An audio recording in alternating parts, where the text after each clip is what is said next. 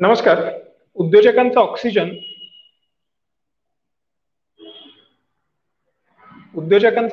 मध्ये आपल्या सर्वांचे स्वागत आहे. आणि तसेच आजचा जो प्रोग्राम आहे तो जवळपास चेंबर, CSMB आणि उद्योजकांचा ऑक्सिजन या दोघांच्या माध्यमातून सरस्वतीकडून लक्ष्मीकडे या विषयावर आपण आज घेणार आहोत. आणि आज या विषयावर बोलण्यासाठी आपल्याकडे माननीय आणि आदरणीय डॉक्टर JB जोशी सर आपल्यासोबत आज आहेत. सो आज मी जास्त वेळ या संदर्भात घेणार नाही. मी डायरेक्टली निलेश सरांना विनंती करेल की तुम्ही JB जोशी सरांना इंट्रोड्यूस करावं आणि आजच्या प्रोग्रामची सुरुवात करावी. I will shortly present the screen and everyone, प्रत्येकाला ती दिसेल याचा मी नक्कीच प्रयत्न करेन. Thank you. Nilesh sir. Thank you very much. सर्वप्रथम आदरणीय प्राध्यापक JB जोशी यांचं स्वागत. Sir, thank you very much. आमच्या इन्व्हिटेशनला तुम्ही ॲक्सेप्ट केलं आणि chamber for advancement of small and medium businesses आणि एंट्रा-O2च्या वतीनं आज जे आपण लाईव्ह प्रक्षेपण करतोय, आपण सध्या 8 चॅनेल्सवर लाईव्ह आहोत, फेसबुक आणि यूट्यूब. मला इथे खूप अभिमान वाटतो की सरांसारख्या पर्सनॅलिटीचं इंट्रोडक्शन करून द्यायला. नेक्स्ट. आजचा जो आपला टॉपिक आहे तो सरस्वतीकडून लक्ष्मीकडे, म्हणजे ज्ञान विज्ञानाचा वापर करून आपण लक्ष्मी किंवा श्रीमंती आणि संपत्ती आपण कशी उभी करू शकतो ह्याच्याबद्दल सर आपले एक्सपिरियन्सेस आणि आपले आयडियाज आज इथे व्यक्त करतील. थोडक्यात मी सरांबद्दल माहिती सांगतो. Sir education wise chemical engineer आहेत, न्यूक्लिअर सायंटिस्ट, कन्सल्टंट आणि प्राध्यापक आहेत. त्यांनी आम्हालाही शिकवलंय. 96 ते 2000 साली मी युनिव्हर्सिटीत असताना सरांनी आम्हाला पण काही विषय शिकवले. त्याचबरोबर सर 10 वर्ष 99 ते 2009 हे तत्कालीन UDCT म्हणजे university department of chemical technology, आज ज्याला इन्स्टिट्यूट ऑफ केमिकल टेक्नॉलॉजी म्हणतात, त्याचे संचालक किंवा डायरेक्टर होते म्हणून कार्यरत होते. सध्या सर एमिरेटस प्रोफेसर आहेत department of atomic energy, Mumbai येथे. सरांनी 90हून अधिक, आय थिंक एक्झॅक्ट आकडा सरच सांगू शकतील, पण आम्ही जी काय माहिती काढली त्यानुसार 91 PhD स्टुडंट्स सरांकडे त्यांनी मार्गदर्शन घेतलंय. त्याचबरोबर 60 मास्टर स्टुडंट आणि 20 पोस्टडॉक स्टुडंट्सही त्यांच्या अंडर कार्यरत होते गेले आय थिंक 40-45 वर्ष. त्यांचे इंटरनॅशनल पब्लिकेशन्स 480हून अधिक आहेत आणि 5हून अधिक पेटंट्स त्यांचे सध्या पण ॲक्टिव्ह आहेत. नेक्स्ट. सध्या सर मराठी विज्ञान परिषदेचे प्रेसिडेंट म्हणून कार्यरत आहेत आणि गेले काही वर्ष खास करून त्यांनी 200हून अधिक सायन्स रिलेटेड वर्कशॉप्स त्यांनी ऑर्गनाईज केलं. सरांची जर अवॉर्डची लिस्ट आपण वाचली तर ती खूप मोठी आहे. त्यामुळे आम्ही त्यातले जे मेजर अवॉर्ड्स आहेत तिथेच इथे लिस्ट आउट केले. ज्यातला UDCTने स्वतः त्यांना डायमंड म्हणून घोषित करून त्यांना अवॉर्ड दिला 1994 साली. शांती स्वरूप भटनागर अवॉर्डचे पण ते रेसिपियंट आहेत, जे इंजिनिअरिंग सायन्सेस आणि 45च्या खालच्या वयोगटात सायंटिस्टना दिलं जातं. हा एक one of the most prestigious prize म्हटलं जातं, तेही सरांना मिळाले. आणि त्याचबरोबर त्यांना कित्येक अधिक अवॉर्ड्स रेकग्निशन्स मिळाले, ज्याचं कल्मिनेशन म्हणजे अल्टिमेट हे 2014 साली त्यांना पद्मभूषण भारत सरकारकडनं मिळून, जे 3rd हायेस्ट सिव्हिलियन ऑनर आहे, ते त्यांना 2014 साली तत्कालीन जे प्रेसिडेंट होते प्रणव कुमार मुखर्जी त्यांच्या हस्ते मिळाले. So I am very fortunate sir. Thank you very much. तुम्ही आमचं इन्व्हाइट ॲक्सेप्ट केलं आणि आमच्या प्लॅटफॉर्मवर आज तुम्ही लोकांना मार्गदर्शन करणार आहेत की ज्ञानाचा वापर कसा करून संपत्ती आपण उभी करू शकतो. Over to you sir. धन्यवाद निलेश. उत्तम मनापासून परिचय करून दिल्याबद्दल. मी खूप भाषणं देतो. मी 50 वर्ष प्राध्यापक आहेच आणि प्रत्येक वेळेला 2 तासाचं वर्गात भाषण देतो. त्याच्यापेक्षा कधी कधी देत नाही आणि बाहेर पब्लिक स्पीचेस पण खूप देतो. पण आज मला विशेष आनंद आहे की तुम्ही लघु आणि मध्यम उद्योजक आहात मला खरंच तुमचा मनापासून भरपूर अभिमान आहे. हाच व्यवसाय किंवा प्रोफेशन असा आहे की जो खऱ्या अर्थाने देशाची संपत्ती वाढवू शकेल.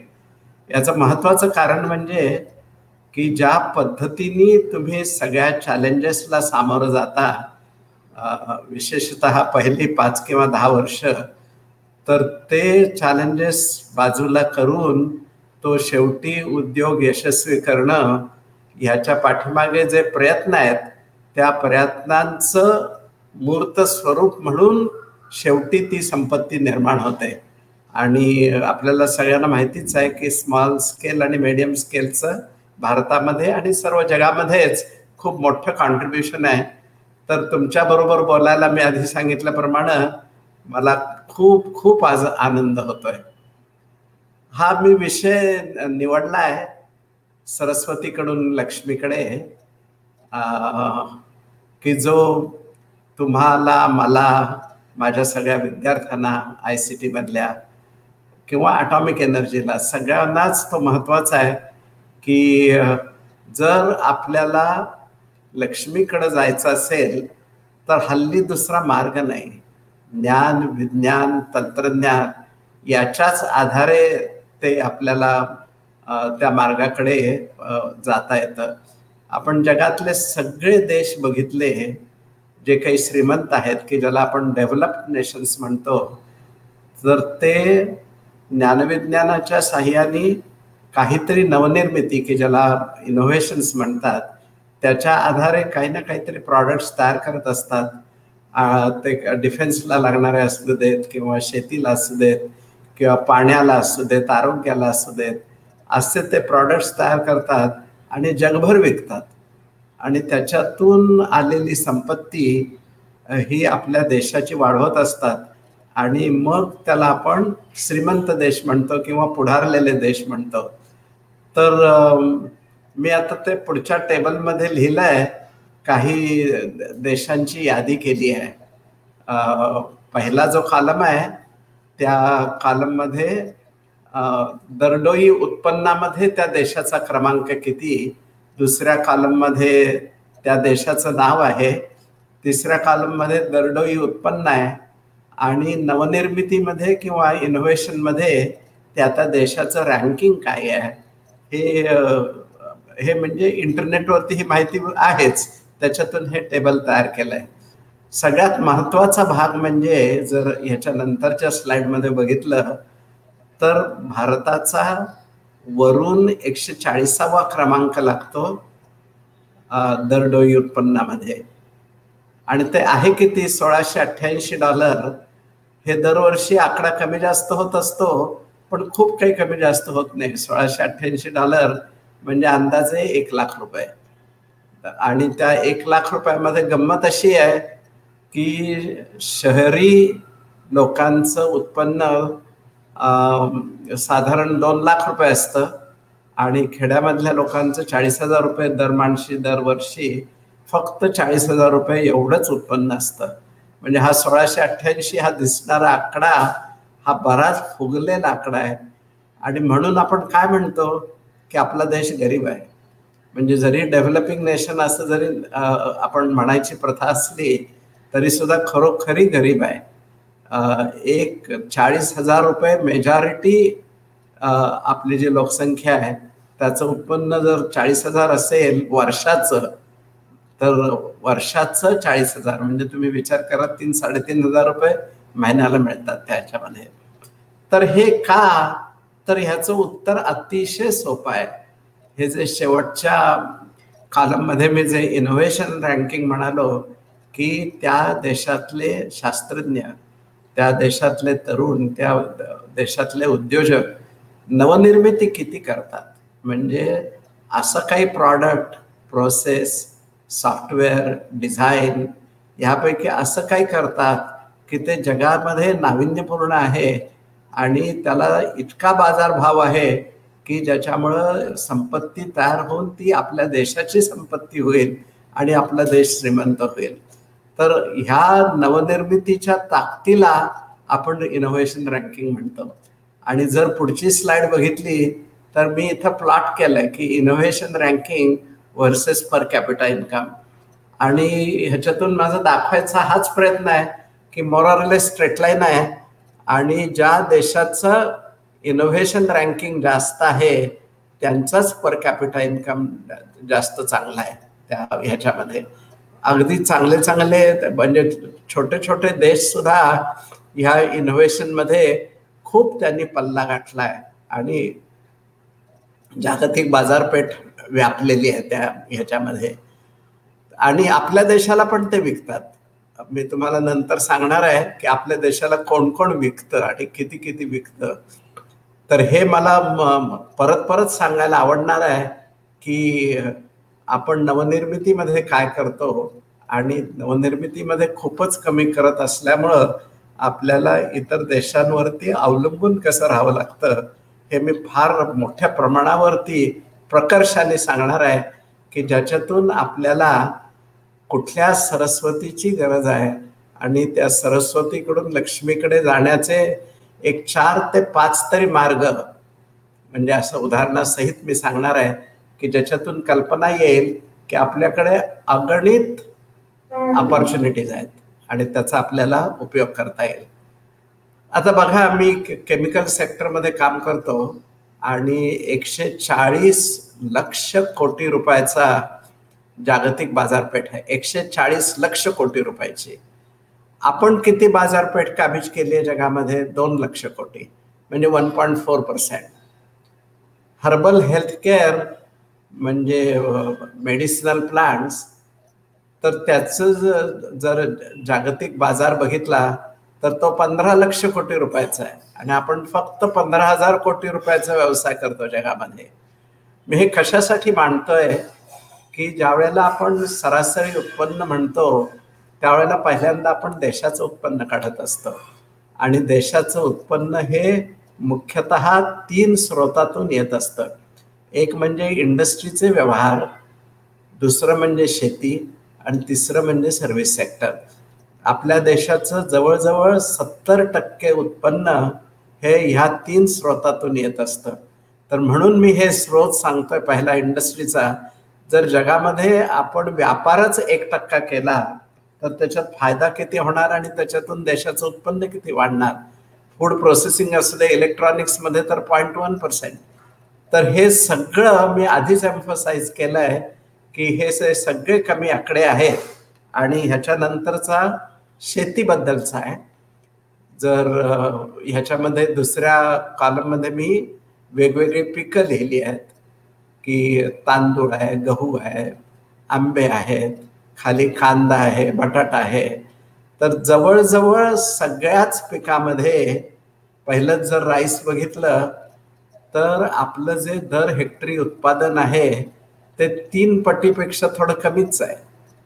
गव्हामध्ये तसंच. जर कांदा घेतला तर 4 पट, टोमॅटो घेतले तर 20 पट कमी आहे. तर म्हणजे आपल्या देशाची जी शेती आहे ती बऱ्यापैकी नापीक झाली आहे, आणि ते सुपीक करणं हे फक्त सरस्वतीच्या मार्गानेच शक्य आहे. की समजून घ्यायला पाहिजे की शेती का नापीक झाली, आणि जगामध्ये जेवढं उत्पन्न होतं तेवढं आपल्या देशामध्ये का होत नाही. मी सांगायचा प्रयत्न काय करतोय की आपला देश गरीब का आहे. 70% उत्पन्न हे इंडस्ट्रियल ऍक्टिव्हिटी, शेती आणि सर्व्हिस सेक्टर ह्याच्यामधून येत असतो. आणि ह्या सगळ्यामध्ये इंडस्ट्रीमध्ये आपण 1% व्यवसाय करतो. शेतीमध्ये आपण जागतिक जितकं उत्पन्न शक्य आहे त्याच्या 3 पटी कमी उत्पन्न करतो त्या ह्याच्यामध्ये. आणि शेवटी शेतकऱ्याच्या हाती खूपच कमी पडतं. म्हणूनच आपण म्हणतो की आपला देश गरीब आहे. आता जर पुढची स्लाइड बघितली तर ते सर्व्हिस सेक्टर आहे. आता आपल्याकडे खूप इंजिनिअरिंग कॉलेजेस आहेत, आणि त्या इंजिनिअरिंग कॉलेजेसमधून जवळजवळ दरवर्षी 15 लाख इंजिनियर बाहेर पडतात. मी तुम्हाला एक ऑर्डर ऑफ मॅग्निट्यूड, एक काही आकडे मनामध्ये असावेत कोरलेले, त्याच्यावरून सांगतो की अमेरिकेची जी अर्थव्यवस्था आहे ती भारताच्या 30 पट आहे, आणि तिथे दरवर्षी 80,000 इंजिनियर पास होतात, बॅचलर डिग्री असलेले. सगळ्या पद्धतीचे इंजिनियर. आपण 30 पटींनी अर्थव्यवस्था कमी आहे आणि 80,000च्या ठिकाणी आपण 15 लाख इंजिनियर आपले दरवर्षी पास होत असतात. आता ह्या सगळ्या इंजिनियरना सांभाळून घ्यायचं असेल, मी सुरुवातीला तुमचं भरभरून कौतुक केलं आणि अजून 2दा तरी करेन किंवा जास्तच वेळेला करेन की तुम्ही नोकरीच्या शोधात न राहता तुम्ही इतरांना काम कसं देता येईल हाच एक फॉर्म्युला आपल्या देशासाठी उपयोगी आहे. जर आपण 15 लाख इंजिनियर जर ग्रॅज्युएट करू शकत असू आणि आता जे आपण 3% एवढेच अमेरिकेच्या मानानं अर्थव्यवस्था निर्माण करू शकतो, तर ती आपल्याला 5% करता येईल का, 10% करता येईल का? आणि हाच खरं माझ्या सगळ्या विषयाचं जर समरी म्हणायची असेल तर हीच समरी असणार आहे. किती आहेत संधी आपल्याकडे?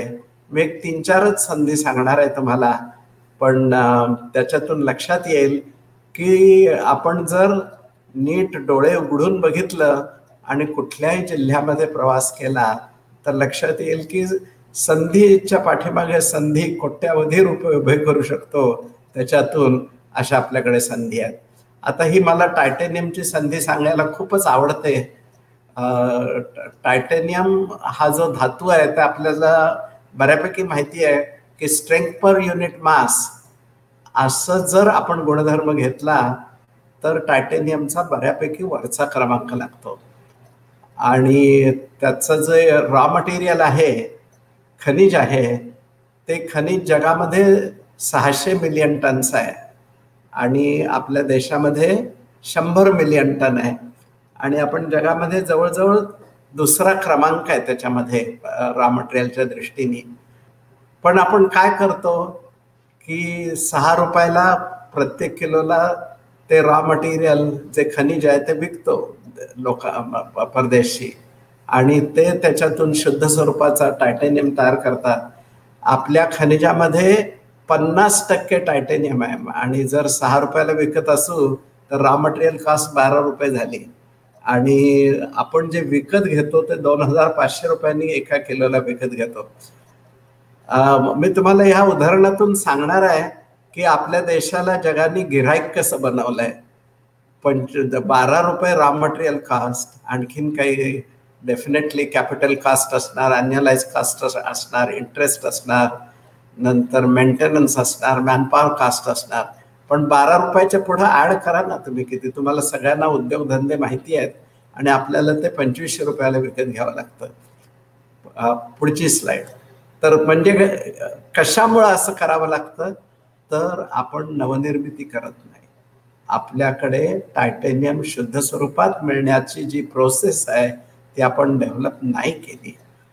आपल्याला सुनामी आलेला माहिती आहे साधारण 2008 साली. गंमत बघा की त्या सुनामीनी किती नाश केला देशाचा, आपल्या गावांचा, नंतर झाडं किंवा इतर जी नैसर्गिक संपत्ती होती त्याचा नाश केला, आपल्याला सगळ्यांना माहिती आहे. आणि अर्थात तो देशावरती मोठीच आपत्ती होती. पण तुम्ही जर त्यातला जर एकच पॉझिटिव्ह भाग बघितला तर पूर्व किनाऱ्यावरची जी वाळू आहे की ज्याच्यामध्ये 50% टायटेनियम आहे ती या सुनामीने आणखीन दुप्पट आणून टाकली आपल्या पूर्व किनाऱ्यावरती. आणि आपल्याला एक संधी आपल्या तरुणींना दिली की तुम्ही श्रीमंत व्हा. कितीतरी आपल्याकडे आत्ताची जी वाळू आहे ती सगळ्या जगाला आपण टायटेनियम पुरवू शकू असे 500 वर्ष पुरेल इतकी वाळू आहे त्या ह्याच्यामध्ये. म्हणजे आणि असेच मी तुम्हाला आता भरपूर उदाहरणं देणार आहे की आपल्याकडे संधी किती आहेत. आपण आता पुढचं बघूया. जसं आपण टायटेनियम आयात करतो तशा आपण बऱ्याच गोष्टी आयात करतो. मला वाटतं ती ह्याच्या आधीची स्लाइड असणार. हां, तर आपण खनिज तेल 12 लक्ष कोटी रुपयाचं विकत घेतो. इलेक्ट्रॉनिक्स हे इंटरनेटवरती आपण जर असं पाहण्याचा प्रयत्न केला की आपण किती गोष्टी आयात करतो. मी फक्त 10 लिहिल्यात. अशा कमीत कमी 500 तरी गोष्टी असतील की ज्या आपण आयात करतो. म्हणजे आपल्या देशाचं ह्या 3 स्रोतात कडून येणारं उत्पन्न की जे 70% आहे, इंडस्ट्री, शेती आणि सर्व्हिस सेक्टर, तर त्या सगळ्या उत्पन्नांची बेरीज केली तर ती 140 लक्ष कोटी रुपये होते. आपली लोकसंख्या 140 कोटी आहे. उत्पन्नाला जर भागलं आपल्या लोकसंख्येने की 1 लाख उत्तर येतं की जे आपलं दरडोई उत्पन्न आहे 1 लाख रुपये. म्हणजे इंडस्ट्री आणि हे सगळंच अशा लेव्हलवरती आपण चालवतो की आपण गरीबच राहणार त्या ह्याच्यामध्ये.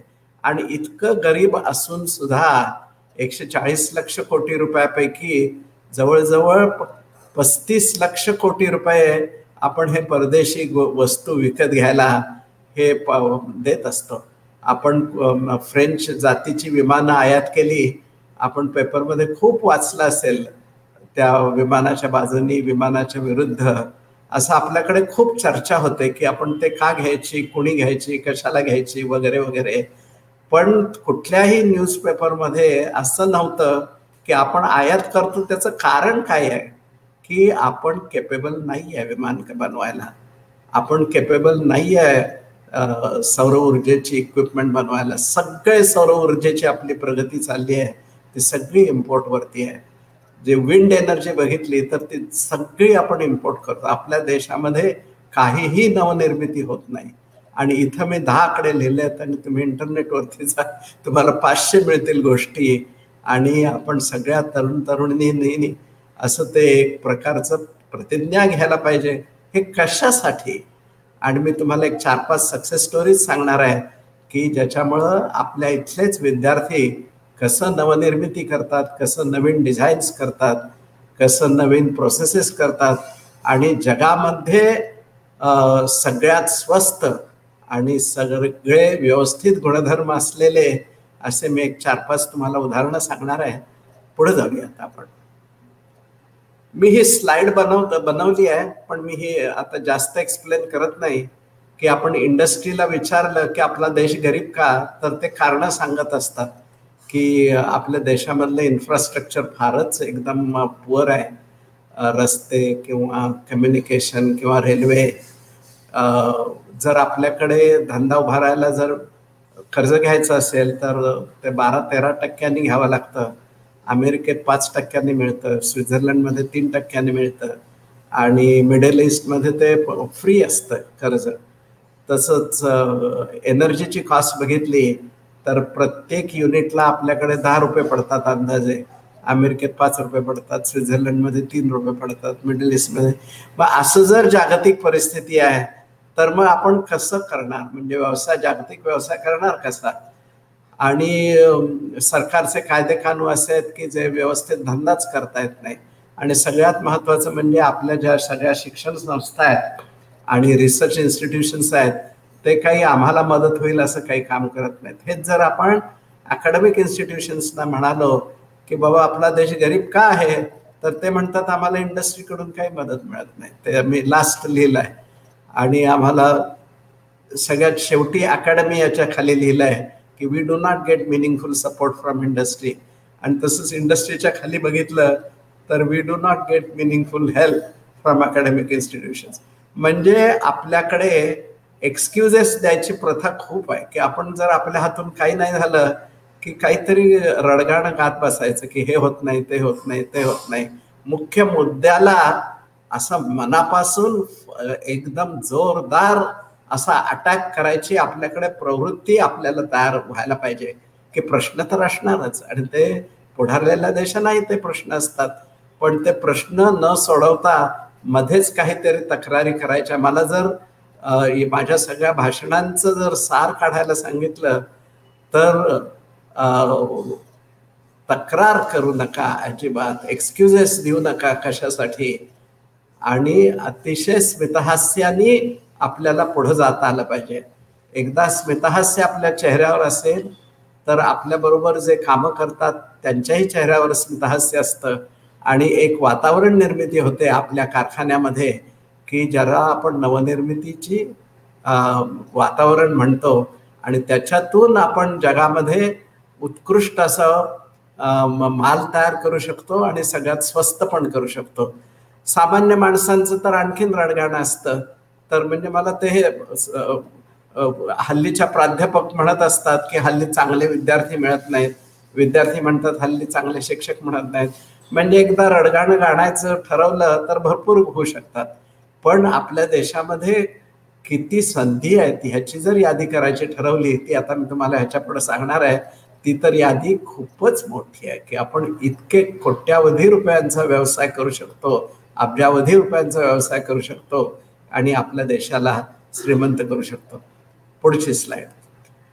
मी पहिली स्लाइड कार्बन नॅनो ट्यूबची मुद्दामून बनवली आहे कारण माझं स्वतःच म्हणून एक जीवनातलं ऑब्जेक्टिव्ह आहे आणि ते मी नंतर सांगणार आहे, म्हणून मी ही स्लाइड बनवली आहे. कार्बन नॅनो ट्यूब म्हणजे नॅनो टेक्नॉलॉजीमध्ये मधला एक पदार्थ आणि आपण सगळ्यांनाच कार्बन माहिती आहे आणि तो हेक्झागॉनमध्ये एक हेक्झागॉन घेतला आणि हेक्झागॉनच्या प्रत्येक कोपऱ्यावरती कार्बन ठेवला आणि अशी जाळी तयार केली आणि त्या जाळीचं सिलेंड्रिकलच्या आकारामध्ये रूपांतर केलं की त्याला कार्बन नॅनो ट्यूब म्हणतात. आणि अशा सिलेंडरचा आकार जर 5 नॅनोमीटर, 10 नॅनोमीटर, 40 नॅनोमीटर, 100 नॅनोमीटर असं तो असतो. ह्याला खूपच उत्तम गुणधर्म असतात. इलेक्ट्रिकल कंडक्टिव्हिटी खूपच आहे, म्हणजे कॉपरच्या कितीतरी पटीने जास्त आहे. थर्मल कंडक्टिव्हिटी पण खूप जास्त आहे. स्ट्रेंथ पर युनिट मास तो पण जास्त आहे आणि ह्याच्यापासून बऱ्याच गोष्टी तयार करता येतात. म्हणून ह्या विषयावरती संशोधन करावं म्हणून अंदाजे 10 वर्षापूर्वी मी जगामध्ये कुठून कार्बन नॅनो ट्यूब मिळते असं जरा थोडासा सर्वे केला आणि मला गरज होती 10 ग्रॅमची, पण 1 ग्रॅमला अमेरिकेतून कोटेशन आलं $60. मी परत एकदा म्हणतो, 1 ग्रॅमला $60, $75 तुम्ही करू शकता की $60 म्हणजे किती पैसे होतात त्याचे. चीनमधून बऱ्याच गोष्टी स्वस्त मिळतात, तिथून कोटेशन मागवलं तर 1 ग्रॅमला $10 म्हणजे साधारण ₹750. 1 ग्रॅमला ₹750. तर माझ्या लक्षात आलं की हे परदेशून वस्तू आणून आपलं काही संशोधन खरं नाही आहे त्या ह्याच्यामध्ये. म्हणून हा PhDचा प्रॉब्लेम, मी ॲटॉमिक एनर्जीमध्ये गेली 12 वर्ष काम करतो, तर प्रत्येक जी तंत्रज्ञान निर्मिती केली आहे, मी 50 तरी तंत्रज्ञान निर्मिती केली आहेत आणि त्याच्यातला आजच्या भाषणामध्ये मी 4-5च सांगणार आहे. कारण हे सगळं विज्ञान तंत्रज्ञानाच्या साह्यातून, म्हणजे सरस्वतीच्या साह्यातून आपण कसं पुढे गेलो हे सांगायचं असल्यामुळं ती 4 उदाहरणं आपल्याला पुरेशी पडणार आहेत. जो खरा मेसेज माझ्या म्हणजे भाषणाचं जे शीर्षक आहे त्याप्रमाणे द्यायचं असेल तर तेवढासा पुरेसा आहे. इथं तुम्हाला दिसेल की केंद्रस्थानी एक साधारण 10 सेंटीमीटरची पायरेक्सची म्हणजे काचेची सिलेंड्रिकल ट्यूब आहे. त्याला खाली सपोर्ट आहे आणि खालून गॅस पास केला की जिथं G लिहिलं आहे आणि कार्बन ब्लॅक की जे 40 ते 200 मायक्रॉनचे कार्बन ब्लॅक हे फ्लुइडाइज होतात त्याच्यामध्ये आणि फेरोसिन नावाचा कॅटलिस्ट त्याच्यावरती सपोर्ट केला आहे ह्या कार्बन ब्लॅकवरती आणि मिथेन किंवा ॲसिटिलिन असा कार्बन सोर्स हा आपण आतमध्ये पाठवतो आणि त्याच्यातून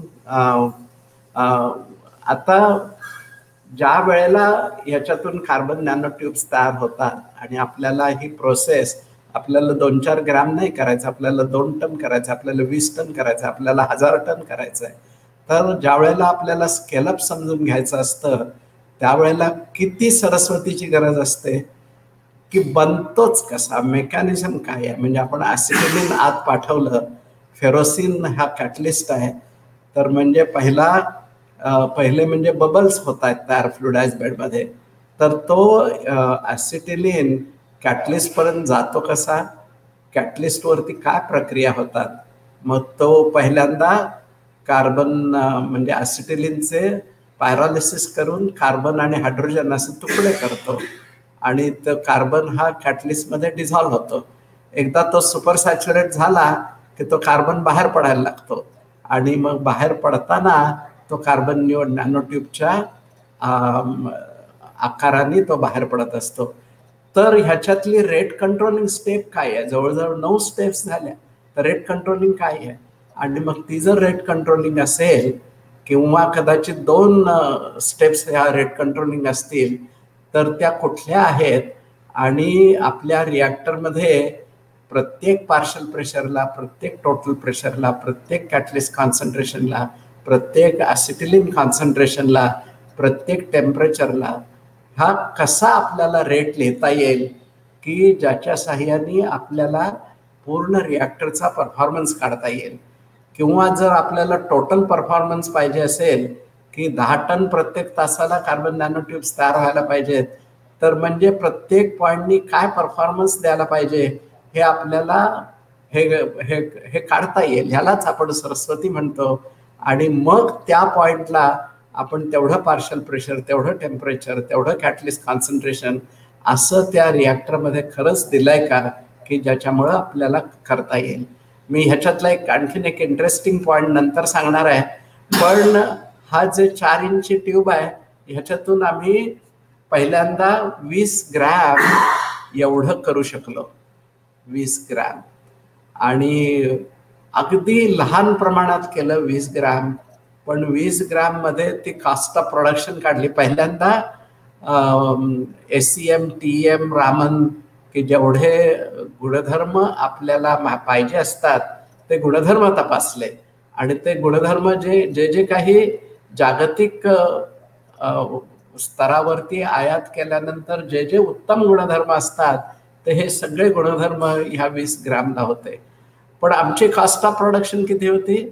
10 रुपये. तुम्ही लक्षात घ्या, चीनकडून 750 रुपये, अमेरिकेकडून 4500 रुपये आणि आपण 10 रुपयामध्ये. आपला देश गरीब का? तुम्हाला आता हळूहळू लक्षात यायला लागेल की जग हे आपली संपत्ती लुटत असतं. आपल्याला गिऱ्हाईक बनवलंय जगाने आणि हे किती पद्धतीने बनवलंय आता हेच आपण जाऊया पुढे. तर ह्या कार्बन नॅनोट्यूबच्या आधारे पुढची स्लाइड घेऊ की हे ज्या वेळेला आपण रेट कंट्रोलिंग स्टेप समजून घेतो त्यावेळेला 20 ग्रॅम बनायला साधारण 2 तास लागायचे. म्हणजे बॅच टाइम हा 2 तास होता. ह्याचं कारण काय की ॲसिटिलीन हा गॅस फेज मधून सॉलिड सरफेस वरती जातो, मग त्याचं इंटरनल डिफ्युजन होतं, मग तो कॅटलिस्ट वरती जातो. हे जे सगळ्या स्टेप्स आहेत या सगळ्या स्टेपमध्ये internal diffusion through carbon black was found to be rate controlling. मग असं ज्या वेळेला लक्षात आलं की 2 तास लागतायत ह्याचं कारण हे इंटरनल डिफ्युजन हे महत्वाचं आहे. आणि जरी तापमान वाढवलं की ज्याच्यामुळे रेट ऑफ रिॲक्शन वाढणार आहे, पण रेट ऑफ रिॲक्शन कंट्रोलिंग नाहीच आहे आणि इंटरनल डिफ्युजन हे तापमान वाढून नाहीच वाढणार आहे. म्हणून मग आम्ही नंतर ते जे कॅटलिस्ट हा मायक्रॉन साईजमध्ये होता तो नॅनो पार्टिकल्स घेतले की ज्याला आपण फ्लोटिंग कॅटलिस्ट म्हणतो. आणि एकदा नॅनो कॅटलिस्ट घेतल्यानंतर इंटरनल डिफ्युजन एलिमिनेट झालं आणि जे आधी 800 डिग्रीला रिॲक्शन करायचो ती 1200 डिग्रीला रिॲक्शन करायला सुरुवात केली. आणि जो रेसिडेन्स टाइम 2 तास लागत होता तो 2 सेकंद झाला त्या ह्याच्यामध्ये. सरस्वती, मी तुम्हाला परत परत एम्फसाइज करतोय की हे नीट समजून घेतलं तरच आपण जागतिक दर्जाच्या दृष्टीने आणि त्यांच्या कॉस्टिंगच्या दृष्टीने. आता ते कसं प्रोडक्शन सुरू झालं की मग तो आता कंटिन्युअस प्लांट पुढे सुरू केला. पुढची स्लाइड बघा की ज्याच्यामध्ये आपल्याला डाव्या बाजूनी तो कार्बन सोर्स येतो. मी आपण पुढची स्लाइड बघू की हा तो कंटिन्युअस प्लांट आहे फर्नेसचा की जो आपल्याला म्हणजे एका तासाला 2 किलो बनेल असा हा कंटिन्युअस प्लांट आहे की जिथं कॅटलिस्ट हा फ्लोटिंग कॅटलिस्ट आहे, नॅनो पार्टिकल्स आहेत, इंटरनल डिफ्युजन नाही आहे. आता 1200 डिग्री तापमान आहे आणि 2 सेकंड रेसिडेन्स टाइममध्ये आर्गॉन आणि हायड्रोजन हा इनलेटला जातो आणि काहीतरी कार्बन सोर्स पाहिजे तो आपण पाठवतो आणि शेवटी डाव्या बाजूला आपल्याला ते कार्बन नॅनोट्यूब्स बाहेर पडतात त्या ह्याच्यातून. पुढची स्लाइड बघू. तर आता ह्या त्या प्रॉपर्टीज आहेत की त्या मल्टी वॉल्ड पाहिजेत किंवा सिंगल वॉल्ड पाहिजेत. तर आता तुम्ही जर उजव्या बाजूची फिगर बघितली की जी हाय रेझोल्युशन TEMनी काढलाय, तुम्ही वॉल मोजू शकता, 9 वॉल्स आहेत. तर आता आपण असं तंत्रज्ञान निर्मिती केली आहे की 2 वॉल पाहिजेत का 3 पाहिजेत का 5 पाहिजेत का 9 पाहिजेत का 11 पाहिजेत, त्याप्रमाणे आपण आता ह्या कार्बन नॅनो ट्यूब्स करू शकतो. पुढची स्लाइड. आता ही सिंगल वॉल्ड आहे.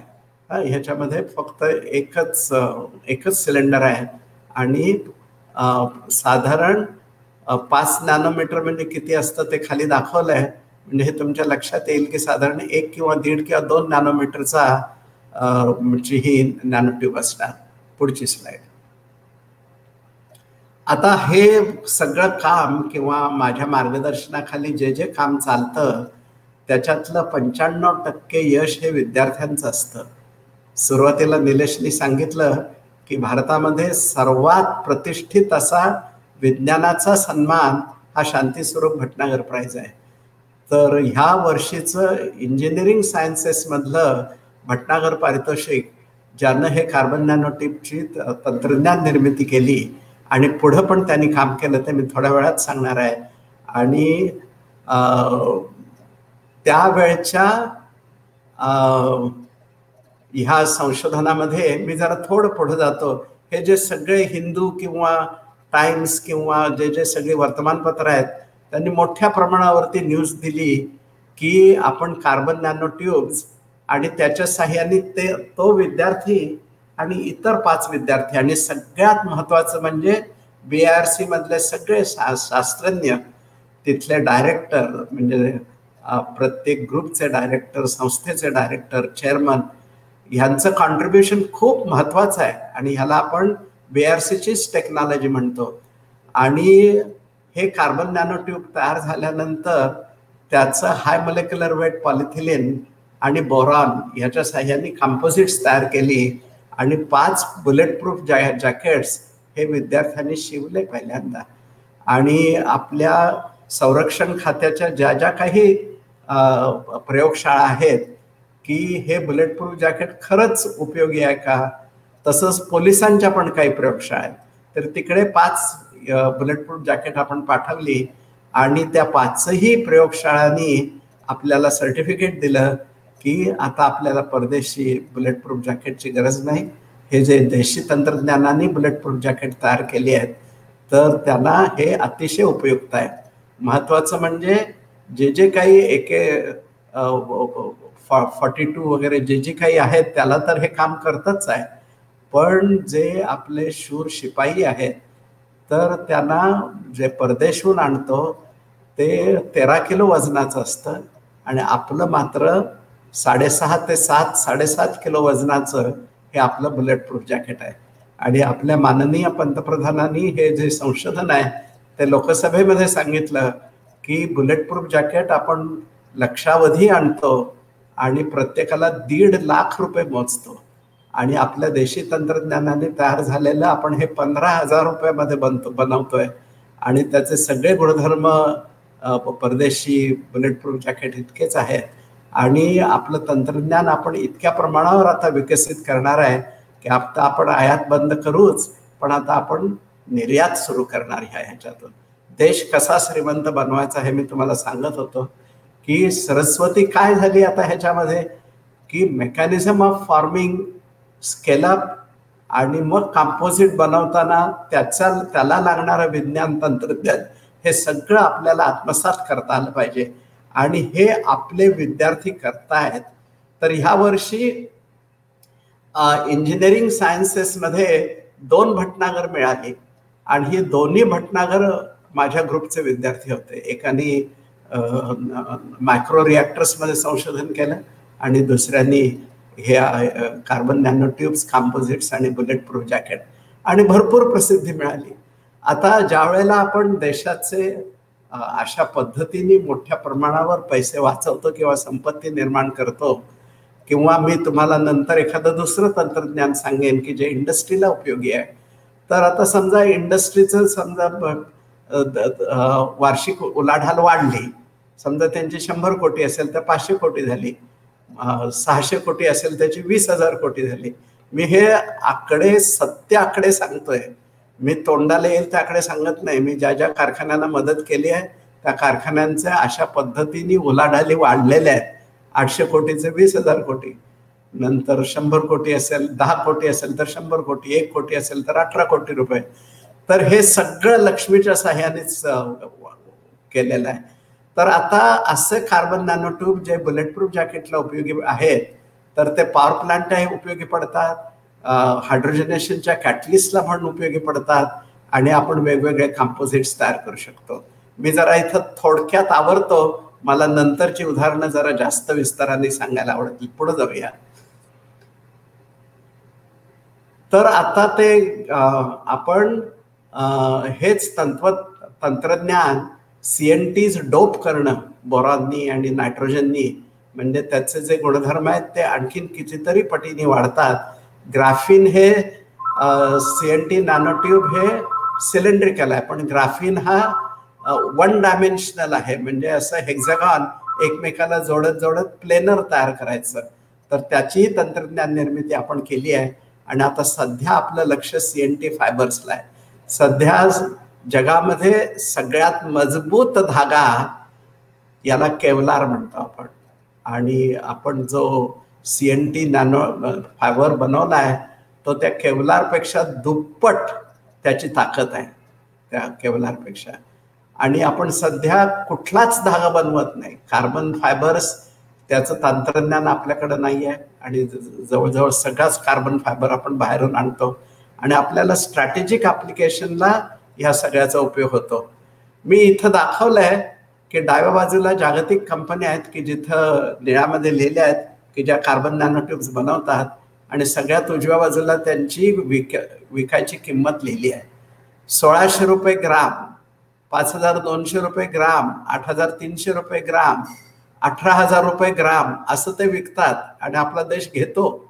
आणि मी तुम्हाला सांगितलं, आता पुढच्या स्लाइडमध्ये बघा, मला ते प्लॅन डिझाईन करायचा चांगला अनुभव आहे 50 वर्षाचा.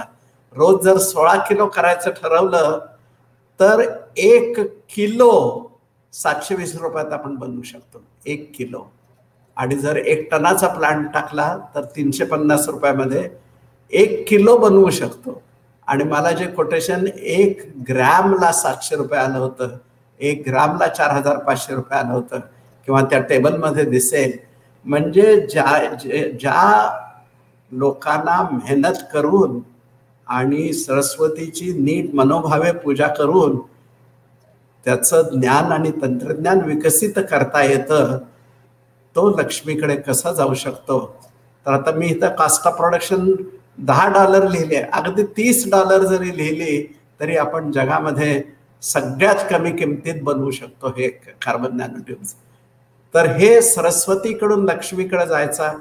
पण मला जे महत्वाचा संदेश तुम्हाला द्यायचा आहे तो हा असा की ज्या वेळेला इंडस्ट्रीचं उत्पादन वाढतं, समजा 600 कोटी रुपये आहे आणि त्याचं 2,000 कोटी रुपये झालं, तर अर्थात इंडस्ट्री स्वस्त नाही बसत, ते आणखीन नवीन एक्सपान्शन करते, म्हणजे इंडस्ट्रीचा फायदा झाला. आता 2,000 कोटीचा जर व्यवसाय असेल तर तिप्पट कामगार लागणार, इंजिनियर लागणार, म्हणजे आपल्याला जॉब ऑपॉर्च्युनिटीज ज्या म्हणतो त्या वाढल्या, तो फायदा झाला, म्हणजे इंडस्ट्रीचा फायदा झाला. आणि त्याचं जर 35% जर आपण सरकारला टॅक्स दिला तर सरकारचा फायदा झाला, सरकारचा फायदा झाला, इंडस्ट्रीचा फायदा झाला, जॉब ऑपॉर्च्युनिटीज झाल्या. ज्या संस्थेने ही तंत्रज्ञान निर्मिती केली त्या संस्थेला प्रोजेक्ट्स मिळायला लागले, त्यातला जो इनोव्हेटर असेल प्राध्यापक त्याला रॉयल्टी मिळायला लागली, त्या संस्थेतल्या विद्यार्थ्यांना फेलोशिप्स मिळायला लागल्या, स्कॉलरशिप्स मिळायला लागल्या. आपण win win win win situation म्हणतो, विन विन असलं तरी आपल्याला आनंद होतो, पण इथं इंडस्ट्रीचा विन आहे, सरकारचा विन आहे, जॉब ऑपॉर्च्युनिटीचा विन आहे, संस्थेचा विन आहे, शिक्षकाचा विन आहे, विद्यार्थ्यांचा विन आहे. आणि मी जर शिक्षक असेल तर माझ्या दृष्टीने 2 विन महत्वाचे आहेत. एक महत्वाचा विन म्हणजे जर आपण आपल्या देशामध्ये जर बुलेट प्रूफ जॅकेट केलं आणि जर आपल्याला अशा परिस्थिती आली आहे की तुमचा देश गरीब आहे पण तुम्ही कितीही पैसे दिले, आता 1.5 लाख रुपये देता, 15 लाख रुपये जरी तुम्ही बुलेट प्रूफ जॅकेटला दिलेत तरी आम्ही तुमच्या देशाला विकणारच नाही. तुम्ही ते चित्र डोळ्यासमोर आणा की आपले शिपाई आपल्या सीमारेषेवरती उभे आहेत आणि आपल्याला कोणीच बुलेट प्रूफ जॅकेट विकत नाहीये. आणि जर आपल्या देशाने आपण किती नुसते गरीब नाहीये तर आपण पारतंत्र्यात आहोत हे आपण सगळ्यांनी लक्षात ठेवलं पाहिजे की इतकं पारतंत्र्य आहे की त्या शिपायांना काहीच लढता येणं एकदम कठीण आहे. हा माझ्या दृष्टीनं विन आहे. पण त्याच्यापेक्षा मोठा विन असा की मी ऑल सेड अँड डन मी प्राध्यापक आहे, मी शिक्षक आहे. हे आपली पुढची पिढी, आपले विद्यार्थी असं कुठलंही चॅलेंज आहे तो स्वीकारून शेवटपर्यंत प्रॉडक्ट बनवू शकतात अशी पिढी तयार होतीये. हा मी शिक्षक म्हणून माझ्या दृष्टीनं तो विन आहे. आणि हे आपल्याला मोठ्या प्रमाणावर करण्याची अत्यंत गरज आहे. इतकी ती सरस्वती विद्यार्थ्यांच्या डोक्यामध्ये उतरवायला पाहिजे की ज्याच्यामुळं ते संपत्ती निर्माण करू शकतील, लक्ष्मी त्यांच्या प्रसन्न होईल त्या ह्याच्यामध्ये. आता मी जरा आपण पुढे जाऊ ह्याच्यातून. आता हे BRCचं तंत्रज्ञान आहे आणि त्यांच्या तुम्ही वेबसाईटवरती गेलात की आपण कसे आत्मनिर्भर झालो आणि त्या बुलेट प्रूफ जॅकेटला भाभा कवच असं आपण त्याला नाव दिलंय, योग्य नाव दिलंय. आपण पुढे जाऊया. अजून एक असंच उदाहरण म्हणून सांगणार आहे की आपल्याकडे सध्या 19 रिफायनरीज आहेत, तेल शुद्धीकरण कारखाने. 20वा जर बसवायचा झाला तर सगळं तंत्रज्ञान इन्क्लुडिंग मेजॉरिटी ऑफ इक्विपमेंट आपण आयात करतो. 72 खताचे कारखाने आहेत, 73वा खताचा कारखाना बसवायचा झाला तर परत ते आयात करतो ते सगळं तंत्रज्ञान. म्हणजे 72 खत कारखाने चालवून असं काही आपण शिकत नाही की ज्याच्या आधारे आता आम्हाला तंत्रज्ञान नको. हे आपल्या जे मानसिक ठेवण आहे आपल्या भारतीयांची, तर ते आता तुम्ही सुरुवातीलाच कौतुक केलं तर तुमचाच असा ग्रुप आहे की ज्यांनी धडाडीने लघु आणि मध्यम उद्योजक सुरू केलेत. असंच माझं तुम्हाला म्हणजे आग्रहाची विनंती म्हणूया किंवा प्रोत्साहन, अजिबात थकू नका. भरपूर अडचणी येतील पण आपल्याला श्रीमंत बनायचं आहे, आपल्या देशाला श्रीमंत बनायचं आहे आणि मुख्य म्हणजे आपल्या देशाला स्वातंत्र्य मिळवून द्यायचं आहे. प्रत्येक गोष्टीत आपल्याला परदेशाकडे तोंड वेंगाडावं लागतं. तो पाण्याचा प्रश्न असू दे, आरोग्याचा प्रश्न असू दे. आपण जगामध्ये मी तुम्हाला सांगितलं 140वा क्रमांक आहे. जर शिक्षणाच्या दृष्टीने बघितलं तर तोही 90वा क्रमांक आहे. आरोग्याच्या दृष्टीने 100वा क्रमांक आहे. जनरल वेलबिईंग, सुखी समाधानी देशातली लोकसंख्या आहे त्याच्यामध्ये सुद्धा असा 110वा वगैरे नंबर आहे. तर हा जर नंबर वाढवायचा असेल आणि वैयक्तिक दृष्ट्या आणि आपल्या देशाच्या दृष्टीने आपल्याला श्रीमंत व्हायचं असेल तर कीप पेशन्स. सगळे प्रश्न सुटतात. हसतमुख राहा, सगळे प्रश्न सुटतील आणि सरस्वतीची कास सोडू नका. नक्की लक्ष्मी तुमच्या पदरी येईल, आपल्या देशाच्या पदरी येईल. हे हायड्रोजन पेरॉक्साईडचं आपण तंत्रज्ञान निर्मिती केली. याच्यामध्ये आपल्याला एकच सांगायचं होतं मला ह्या अशा उदाहरणातून की हे जर तंत्रज्ञान आपण परदेशून आणलं तर त्याला पडणारे पैसे त्याच्या 1 किमतीमध्ये आपण हे त्यांच्यापेक्षा चांगलं तंत्रज्ञान निर्मिती केली आहे त्या ह्याच्यामध्ये. तर दाखवायचं एवढंच आहे की हे 1 कमी किमतीमध्ये तंत्रज्ञान निर्मिती केली असं ज्या वेळेला आपण म्हणतो त्यावेळेला हे होतं कसं एक्झॅक्टली. जर जास्त प्रमाणात असलेल्या कॅपिटल कास्टमध्ये आपल्याला जास्तीत जास्त जर प्रोडक्शन बनवायचं असेल तर प्रत्येक बिंदूला रिॲक्टरमधल्या किंवा सेपरेशन इक्विपमेंटमध्ये आपल्याला खरंच काय चाललंय म्हणजे सरस्वतीची तितक्या लेव्हलवरती आपल्याला पूजा करावी लागते तरच ती सरस्वती प्रसन्न होते आणि मग आपल्याला त्याच्यातून उत्तमोत्तम दर्जाचे उत्तमोत्तम कॅपॅसिटीचे असे प्लांट आपल्याला बसवता येतात. आपण पुढची स्लाइड बघूया. हे मी जरा खूप विस्ताराने लिहिलंय की खरंच आपण ते जे तंत्रज्ञान आहे ते जगापेक्षा कसं वेगळं आहे की ज्याच्यामुळे आपण चांगल्या दर्जाचं आणि चांगल्या कॅपॅसिटीचं हायड्रोजन पेरॉक्साईड बनवू शकतो. पण आता मी हा विषय इथंच सोडतो. आपण पुढे जाऊया. पुढे जाऊया. मी आता जरा थोडे आपल्या देशाशी अतिशय निगडीत असे एक 4 प्रश्न घेणार आहे. आणि पहिला, आपल्याला सगळ्यांना चुली माहिती असतील की जिथं लाकडं सरपण असं जाळून आपल्या खेड्यामध्ये स्वयंपाक केला जातो. तर किती चुली सध्या वापरल्या जातात? 18 कोटी चुली आपल्या देशात वापरतात. आणि सध्या त्याची एफिशियन्सी ही 12% आहे. आणि 40% एफिशियन्सी त्याची आपण करू शकलो, आणि आपण केलेली अर्थात, पण ते आता नंतर बोलतो, तर आपल्या देशाचे 80,000 कोटी रुपये वाचतात. आपली स्मॉल स्केल, मीडियम स्केल आणि स्पेशालिटी इंडस्ट्री ह्या सगळ्यांच्या फायद्याची बेरीज केली तरी 80,000 कोटी रुपये होत नाही. हा एकच प्रश्न सोडवला तरी आपल्याला 80,000 कोटी रुपये मिळतात आपल्या देशामध्ये.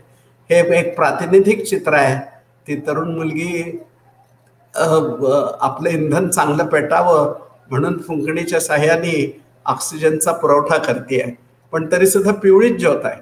आणि पिवळी ज्योत असेल तर जास्तीत जास्त 550 डिग्री तापमान मिळतं. आणि जर आपल्याला उत्तम एफिशियन्सी पाहिजे असेल तर आपण LPG जाळला तर 1200 डिग्री तापमान मिळतं, 1100 डिग्री मिळतं. तर ते चुलीतून आपल्याला निळी ज्योत मिळू शकेल का आणि एफिशियन्सी वाढवता येईल का?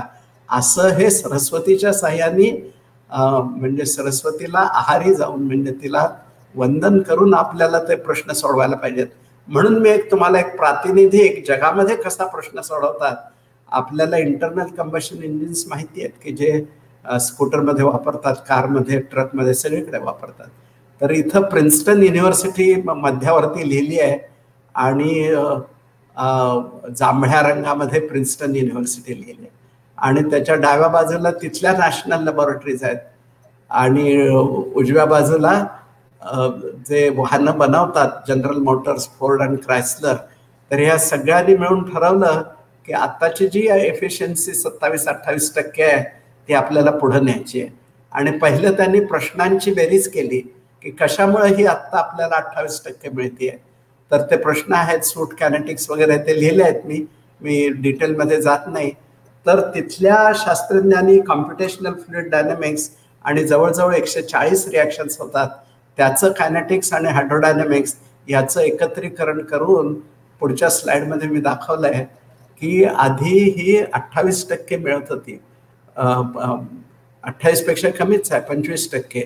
5% फुकट जाते फ्रिक्शनमध्ये, नंतर कोलंटमध्ये बरीच फुकट जाते, 40% एक्झॉस्टमध्ये फुकट जाते. मग असं संशोधन केल्यानंतर जे लाल रंगामध्ये जे फुकट जाणाऱ्या एफिशियन्सीज आहेत त्या उपयुक्त एफिशियन्सीज करून, म्हणजे लॉसेस कमी केले, कूलिंगमधलं कमी केलं, ते 27% केलं. नंतर लॉसेस आहेत एक्झॉस्टमधले, ते 24%वर आणले 40%वरून. आणि ही त्यांनी हातात येणारी एफिशियन्सी ही जवळजवळ 44% मिळवली 28%पासून. आणि मी प्रिन्स्टन विद्यापीठात माझे खूप मित्र आहेत, मी त्यांना हा संशोधन चालू असताना मी खूपदा भेटी दिल्या होत्या. आणि ज्या वेळेला 45% मिळाली त्यावेळेला त्यांनी आपल्या प्रयोगशाळेच्या बाहेर एक मोठा फलक लावला की पुढच्या 10 वर्षामध्ये ही आम्ही 45%ची 60% नेणार. देश श्रीमंत का होतो आणि कशी सरस्वती प्रसन्न करून घेतात ह्याचं एक मी तुम्हाला उदाहरण सांगितलं. आपण पुढच्या स्लाइडवरती जाऊया. तर ज्या वेळेला आपल्याला देशाचे प्रश्न सोडवायचे असतात त्यावेळेला सगळ्यात महत्त्वाची स्टेप ही असते, ही खूप महत्त्वाची स्लाइड आहे, की खराच प्रश्न काय आहे. मी तुम्हाला सांगितलं 18 कोटी चुली आहेत आणि सुधारित चुलीचे खूप प्रयत्न झालेत आणि सरकारी पण खूप प्रयोग झालेत की फुकट देऊन झाल्या, कमी किमतीत देऊन झाल्या, आणखीन मायक्रो फायनान्सिंगने झाल्या, पण त्या चुली काही वापरल्या जात नाही आहेत.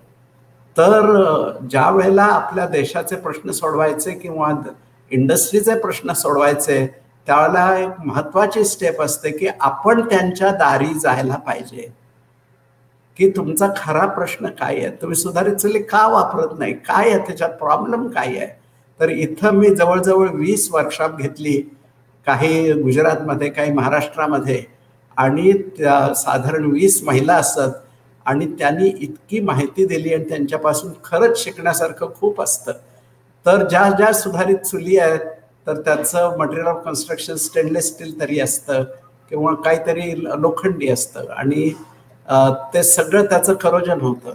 असे त्यांनी खूप प्रश्न सांगितले आणि मग माझ्या लक्षात आलं की आता जर आपल्याला सुधारित चूल बनवायची असेल तर हे सगळे आपल्याला प्रश्न, आता ते मी तुम्हाला एका स्लाइडमध्ये दाखवलं होतं की इंडस्ट्री तक्रार करते की आम्हाला विद्यापीठाकडून सपोर्ट मिळत नाही किंवा विद्यापीठांनी तक्रार केली की इंडस्ट्री आमच्याकडे येतच नाही, आम्ही कितीतरी उत्तम संशोधन करतो. पण तुम्ही असं एकत्र आलाय का कधी की प्राध्यापक हा इंडस्ट्रीमध्ये गेला आणि 2-2 महिने खांद्याला खांद्या लावून त्यांनी काम केलं आणि खरा प्रश्न समजलाय.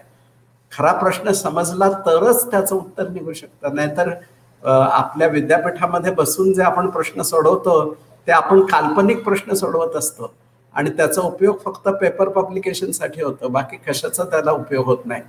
जर खरे प्रश्न समजून घ्यायचे असतील तर इंडस्ट्रीच्या लोकांनी आठवडे विद्यापीठात घालवायला पाहिजेत आणि विद्यापीठातले खूप आपले कामाचे दिवस 150 दिवस असतात, बाकीचे जवळजवळ 365 दिवसांमधनं तेवढे वजा केले तर तेवढे दिवस आपल्याला मिळतात. निदान 75 दिवस उन्हाळ्याची सुट्टी असते, तर त्याच्यातले 2 महिने जर आपण खांद्याला खांदा लावून काम केलं तर आपण जगामध्ये कॉम्पिटिटिव्ह का नाही, आपलं कास्ट ऑफ प्रोडक्शन जास्त का आहे, आपल्या गुणधर्म कमी का आहेत, असं ते जर समजून घेतलं.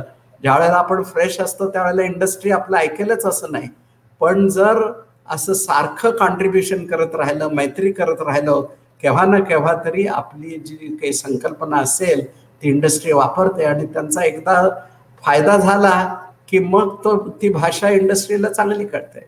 मग ते मात्र तुमच्याकडे प्रत्येक प्रश्नाच्या उत्तरासाठी हे तुमच्याकडे बघत असतात आणि अशी एकदा रिलेशनशिप तयार झाली की मग ती मात्र कायमस्वरूपी रिलेशनशिप तयार होते. ही स्लाइड जरा मी विस्ताराने सांगितली. याचं महत्वाचं म्हणजे कन्क्लुजन असं आहे की जिथं प्रश्न आहेत तिथं जायला पाहिजेत, त्या प्रश्नांची उत्तरं काढताना त्यांच्याशी संवाद साधता आला पाहिजे, मग ते इंडस्ट्रीमध्ये असू दे किंवा समाजामध्ये असू दे. पुढची स्लाइड बघू. इथं मी तो इम्प्रूव्ड कुकस्टोव्ह म्हणजे सुधारित चूल दाखवली आहे. तुम्हाला एक लाल सिलेंडर आत दिसत असेल आणि एक निळा सिलेंडर आहे, 2 कॉन्सेंट्रिक सिलेंडर आहेत. मला माहिती नाही तुम्हाला तो पॉइंटर तिकडे नेता येईल का. तो आतला लाल सिलेंडर आहे आणि बाहेरचा लाल, आत सिलेंडर उजव्या बाजूला एक लाल सिलेंडर आहे ज्याच्यामध्ये फ्युएल आहे आणि बाहेर निळा सिलेंडर आहे आणि मध्ये ती अॅन्युलर स्पेस आहे आणि तो जो निळा आहे तो पण सिमेंटचाच बनवला आहे, पण तो इन्सुलेटिंग आहे. म्हणजे आत जरी 500-600 तापमान असेल तर त्या इन्सुलेटिंग सिलेंडरच्या बाहेर आपण हात लावू शकतो. 50 डिग्री टेम्परेचर आहे आणि हेही इनोव्हेशन मुलांनी केलं. आणि लाल सिलेंडर हायली कंडक्टिंग आहे, त्यामुळे आपण जी हवा हात पाठवतो ती हवा कंडक्टिंग सिलेंडर मधून उष्णता बाहेर येते, ती प्रीहीट होते आणि एफिशियन्सी वाढते. आपण पुढे जाऊया. आता हे जे सिलेंडर आहेत ते त्यांनी स्वतः बनवले आणि कॉम्प्युटेशनल फ्लुइड डायनामिक्सनी ह्या चुलीमध्ये प्रत्येक बिंदूला खरंच ज्वलन होतं का कुठला तरी बिंदू आळशीपणाने काम करत नाही आहे आणि मग त्याला कामाला लावायचं असेल तर आपण चुलीमध्ये काय सुधारणा करायला पाहिजे, असं ते खूप मेहनत केली मुलांनी आणि 3 PhD याच्यावर आधारित 3 PhD तयार झाले. म्हणजे सरस्वतीची किती पूजा करावी लागते हे ह्याच्यातून लक्षात येईल. आणि बरेच पेपर आपण ह्याच्यावर पब्लिश केले आणि अमेरिकन केमिकल सोसायटी सारख्या प्रतिष्ठित संस्थेने हे पब्लिश केले. पुढची स्लाइड. आणि इथं लक्षात येईल की अगदी उजव्या बाजूला आपण LPG वर आधारित निळी ज्योत आहे की 1200 डिग्री सेंटीग्रेड आहे आणि त्याच्याच शेजारी ही सुधारित चूल आहे की जिथं पण निळी ज्योत होते.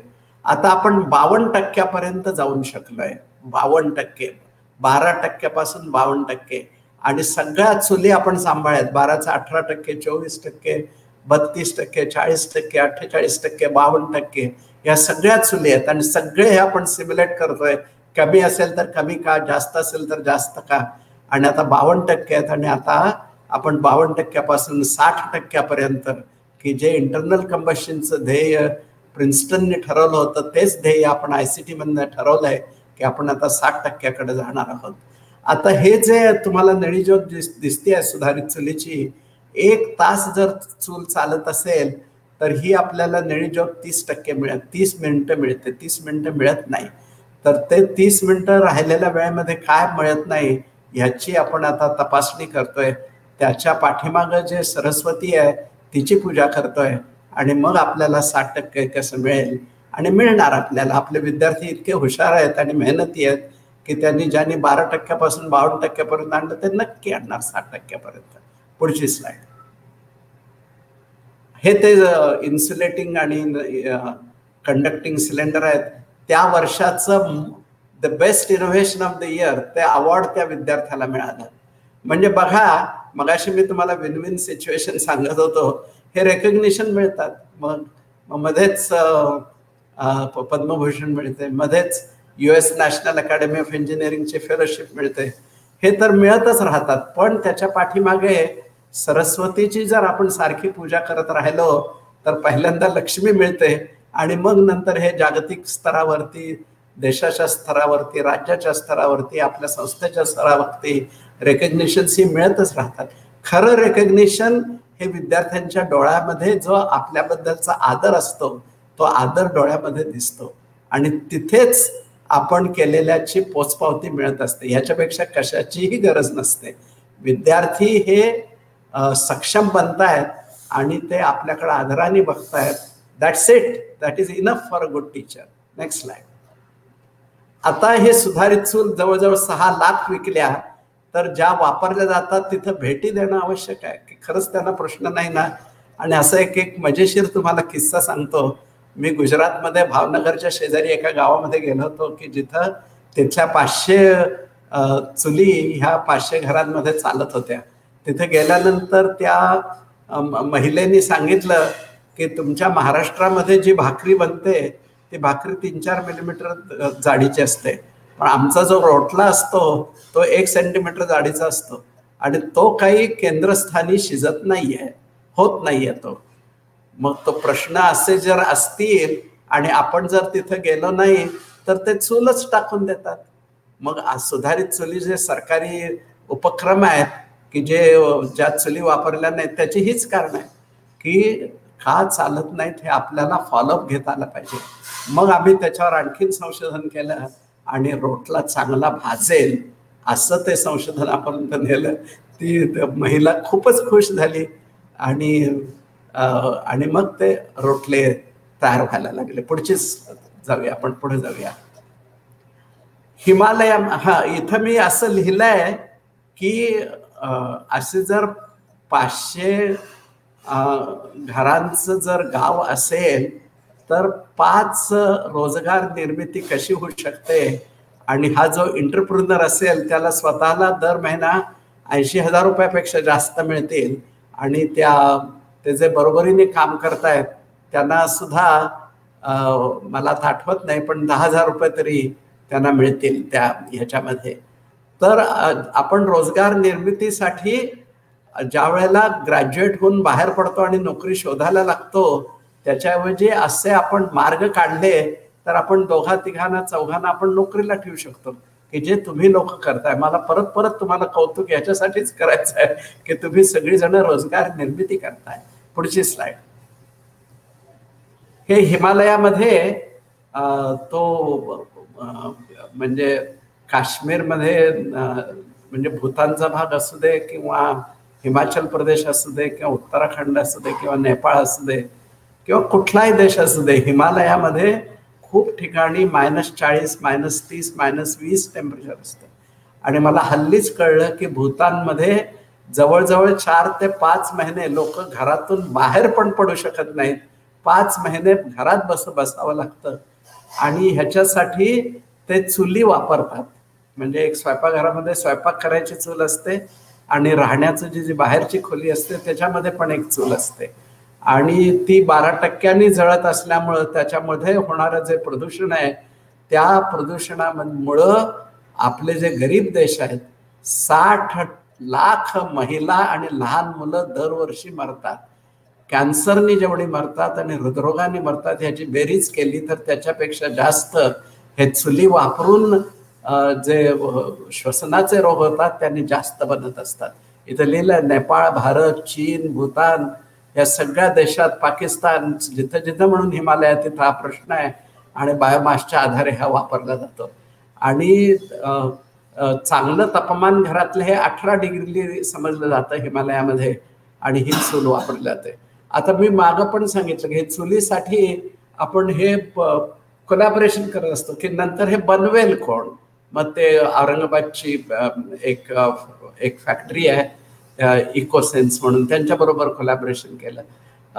आधी पण हायड्रोजन पेरॉक्साईडसाठी कोलॅबरेशन केलं. इथं आपण अमेरिकेतली जी प्रसिद्ध संस्था आहे MIT त्यांच्याबरोबर आपण कोलॅबरेशन करतो. त्यांचे प्राध्यापक इथे येऊन राहतात. मी पण गेलो होतो तिथे MIT मध्ये. असं आदान प्रदान करून आता बघा त्या 2 महिला किती जळण आणतात त्या ह्याच्यातून. पण इथं पण तो महत्वाचा मुद्दा लक्षात ठेवला पाहिजे की हिमालयात जाऊन त्या कुटुंबामध्ये जाऊन तुमचे खरे प्रश्न काय आहेत. मी असं त्यांना सांगायचा प्रयत्न करत होतो की तुम्हाला जेवढं जळण लागेल त्या जळणापेक्षा आता तुम्हाला 1/5 जळण लागेल अशी मी तुम्हाला सुधारित चूल करून देतो. मला काही त्यांच्या चेहऱ्यावर खूप आनंद नाही दिसला. त्या काय म्हणाल्या, एनिवे हे जे आम्ही सरपण गोळा करून आणतो ते फुकटच असतं. 5 पट आणलं काय आणि 1 पट आणलं काय, आणि 1 पट आणलं तर उरलेल्या वेळेत आम्ही काय करू, म्हणजे असंच वेळ काढायचं. तुम्ही ह्या राहिलेल्या उरलेल्या वेळेमध्ये जर आम्हाला काही काम देणार असाल की ज्याच्यातून संपत्ती निर्मिती होईल तर तुम्ही 5 पट जळण कमी केलं त्याला काहीतरी किंमत असेल. आमच्या दृष्टीने सगळ्यात महत्त्वाचा प्रश्न हा प्रदूषण हा आहे. आणि आपण पुढच्या स्लाइडमध्ये बघू शकता की जी लाल रेघ आहे ते 2.5 पार्टिकल्स पर मीटर क्यूब हे जागतिक जी आरोग्य संस्था आहे त्यांनी ते लिमिट घातलंय 2.5. ज्या वेळेला आपण म्हणतो की दिल्लीमध्ये नोव्हेंबरमध्ये खूप प्रमाणावरती प्रदूषण असतं की जिथं ॲग्रिकल्चरल वेस्ट आहे ती जाळतात हरियाणा आणि पंजाबमध्ये, आणि ती जाळल्यामुळं ते number of particles per metre cube हे जवळजवळ 500 पर्यंत जातात. आणि आपण म्हणतो खूप प्रदूषण होतं, पण हिमालयातल्या घरामध्ये किती प्रदूषण होतं, 5000 6000 पार्टिकल्स पर मीटर क्यूब एवढं ते प्रदूषण तिथे होत असतं. आणि ते जर प्रदूषण कमी करायचं असेल तर हा आता MIT हिमालयाच्या तळाशी डेहराडून गाव आहे तिथलं एक विद्यापीठ, UPES म्हणजे university of petroleum and energy studies, आपली संस्था आणि मराठी विज्ञान परिषद यांनी सगळ्यांनी मिळून हा आपण घेतला आहे की इथलं हे जे तापमान आपल्याला 18 डिग्री पाहिजे ते आपण एका बाजूला पैसे वाचवायचे, त्यांना जो वेळ उरलेला असेल त्याला काम मिळवून द्यायचं आणि प्रदूषण कमी करायचं. हा आता प्रयोग आता आपण आपण नेणार आहात, पुढे नेणार. सरस्वतीकडून लक्ष्मीकडे कसं जायचं याचं हे अतिशय मोठं उदाहरण आहे की आधी आपण तिथल्या लोकांचं जीवन सुसह्य करतोय, प्रदूषण थांबवतोय. 1/5 सरपणामध्ये आपण त्यांचा स्वयंपाक बनवतोय, त्यांचं घर गरम ठेवतोय, आणि जो काही त्यांचा उरलेला वेळ आहे तर त्या भागातले काही कला असतात त्या कलेंना आपल्याला प्रोत्साहन देता येईल का आणि त्याच्यासाठी आपल्याला बाजारपेठ उपलब्ध करून देता येईल का, असा तो एकत्रित प्रयोग आहे. आणि आता आपण टाटा इन्स्टिट्यूट ऑफ सोशल सायन्सेसची पण मदत घेणार आहे. काय आहे की असा जर नवीन विज्ञानाने सिद्ध झालेला एखादं जर तंत्रज्ञान असेल तर ते समाज नेहमीच मान्यता देत असं नव्हे. तर समाज मान्यता का देत नाहीये, समाज मन काय आहे हे आपल्याला समजून घ्यावं लागतं आणि ते समाज मन आपल्याला बदलावं लागतं. आणि हे आमच्यासारखे जे विज्ञान तंत्रज्ञानाने जी सरस्वतीची पूजा करतात त्यांना हे कळतच असेल असं नव्हे, पण जे सोशल सायंटिस्ट असतात आणि ते जे सरस्वतीची पूजा करतात त्याच्यातून त्यांना समाज मन कळतं, देशाचं मन कळतं, राज्याचं मन कळतं. आणि मग आणि ते बदलायचं कसं हे पण त्यांच्याकडे, ती पण सरस्वती त्यांच्याकडे असते. त्यामुळे हे जे कोलॅबोरेशन आहे ते आता सोशल सायन्सेस, एक इंग्लंड स्थित विद्यापीठ आहे वॉर्विक म्हणून, तिथल्या 2 महिला प्राध्यापक त्यांनी पण इंटरेस्ट दाखवला आहे. अमेरिकेतली MIT आहे, आपलं UPS आहे, ICT आहे, मराठी विज्ञान परिषद आहे. या सगळ्यांच्या सहाय्याने आपण हा हिमालयातला प्रश्न नक्की सोडवणार आणि संपत्ती तर नक्कीच वाढवणार. ह्याच्यातून आपण पुढच्या स्लाइडकडे जाऊया. तर आता किती घनकचरा निर्माण होतं की ज्याच्यामुळे प्रदूषण होतं. 600 मिलियन टन एवढा घनकचरा तयार होतो आपल्या शेतामध्ये आणि 300 मिलियन टन एवढा सगळा फुकट जातो की जो आपण जाळतो की ज्याचा काहीच उपयोग नाही. तर ह्याचे वापरून आपण काय काय करू शकतो हे मी आता सांगणार आहे तुम्हाला की शेतातल्या घनकचऱ्याचं करायचं काय. पुढची स्लाइड. तर बायोमास म्हणजे हा ॲग्रिकल्चरल वेस्ट, त्याचं पॅरालिसिस म्हणजे in absence of oxygen heat it to 500 degrees, 600 degrees, 800 degrees. मग त्याच्यातून गॅसेस बाहेर पडतात बाय डिव्हॉलटायझेशन आणि काही पॅरालिसिसने लिक्विड पदार्थ तयार होतात आणि काही सॉलिड पदार्थ तयार होतात. तर सॉलिड असतो तो कोळशासारखा असतो, त्याला आपण क्षार म्हणतो. लिक्विड असते त्याला कॅलॉरिफिक व्हॅल्यू असते आणि त्याला क्रूड ऑइल सारखे गुणधर्म असतातच, पण त्याच्यामध्ये अतिशय छान छान गोष्टी असतात. बेन्झिन, झायलिन, टोल्विन, फिनॉल, क्रिसाल, ग्वायकॉल, खूप छान छान पदार्थ असतात. आणि ह्याचं कास्ट ऑफ प्रोडक्शन काहीतरी 5-10 रुपये असेल आणि ॲसिटिक ॲसिडची किंमत बाजारात 40 रुपये आहे. फिनॉलची किंमत 100 रुपयापेक्षा जास्त आहे. क्रिसॉलची किंमत 140 रुपये. असे उत्तम उत्तम प्रॉडक्ट बनत असतात. तर आता हे आपण पॅरालिसिसचे खूप मोठ्या प्रमाणावरती प्रयोग केले आहेत आणि त्याची जी यंत्रणा आहे ती आपण जयपूर विद्यापीठामध्ये बसवली आहे. आपल्याला UPLनी मोठी ग्रँट दिली आहे आणि एकदा यश मिळाल्यानंतर आपण DSTला प्रोजेक्ट लिहिला की आम्हाला 1 टन पर डे ह्यावर आधारित एक पायलट प्लांट यशस्वी करायचा आहे. आम्हाला 4 फेलोज लागतील. तर त्यांनी एक अट घातली की इंडस्ट्रीनी हा प्लांट बसवावा, बाकी मनुष्यबळाची जो काही खर्च येईल तो आम्ही करू. इंडस्ट्रीनी मान्य केलं, सरकारने मान्य केलं, आम्हाला तर आधीच मान्य होतं. पुढची स्लाइड बघूया. तर ह्याचं आता हा जो क्षार आहे तर तो क्षारचा उपयोग करून आपण, मी सुरुवातीलाच सांगितलं की आपली शेती नापीक झाली आहे आणि ती नापीक कशी आहे, किती आहे हे आपल्याला कळतं. जे आपले शेतातली जी माती असते त्या मातीचं परीक्षण केलं की त्याच्यामध्ये इनऑर्गॅनिक 21 गोष्टी लागतात, नंतर मायक्रोबायोलॉजिकल 16 गोष्टी लागतात, नंतर फिजिकल 4 गोष्टी लागतात. तर हे सगळं आपल्याला समजून घेता येतं. आणि सुपीक जमीन आणि नापीक जमीन ह्याच्यातला जो फरक आहे तो जो पॅरालिसिसने 4 मिळाला त्या 4 वरती आपण जर भरला आणि असा 4 जर शेतामध्ये पसरला तर ही ती सोयाबीनची शेती दिसती आहे. साधारण दर क्विंटलला दर हेक्टरला 10 क्विंटल आपला देश बनवतो आणि जेवढे आपण तेलबियांसाठी जेवढी शेती आहे ती अपुरी पडते आहे. म्हणून 72,000 कोटी रुपयाचं तेल किंवा तेलबिया आपण विकत आणतो परदेशातून. आणि असं गणित आपल्याला फारच सोप्या पद्धतीने मांडता येईल की जेवढी जमीन आपण तेलबिया उगवण्यासाठी वापरतो तिथं जर प्रोडक्शन आपण 50% वाढवलं तर आपल्याला काहीच आयात करायची गरज नाही त्या ह्याच्यामध्ये. म्हणून हा विषय आपण आपल्या PhD साठी विद्यार्थ्यांना घेतला. त्यांनी, मी जास्त डिटेल तर नाही देऊ शकत कारण मला अजून 1-2 उदाहरणं सांगायची आहेत. तर त्यांनी अर्थातच जी सुपीक जमीन आहे ती आणखीन 20% सुपीक करता आली, पण जी नापीक जमीन आहे त्या नापीक जमिनीचं मध्ये 28%, 45%, 85%, 300% वाढ होईल असं त्यांनी ते संशोधन केलंय. आणि हे आपण आता संशोधन चालूच ठेवणार आहे. पण हे जर संशोधन शेतकऱ्यांनी वापरायचं असेल तर मला अशी तक्रार करून चालणार नाही की मी इतकं चांगलं संशोधन केलं पण आपल्या देशातल्या शेतकऱ्यांना काहीच त्याचं पडलं नाहीये, ते वापरत नाहीयेत. हे त्याचं उत्तर नाही होऊ शकत.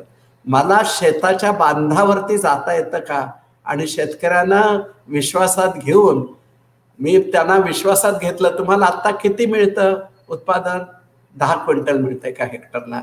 मी तुमच्या शेतामध्ये प्रयोग करतो, तुम्हाला 10 क्विंटलचे पैसे मी देईन जर कमी उत्पन्न आलं तर, आणि जास्त उत्पादन आलं तर ते तुमचं, आणि हे जो खर्च जो आहे तो मी करणार.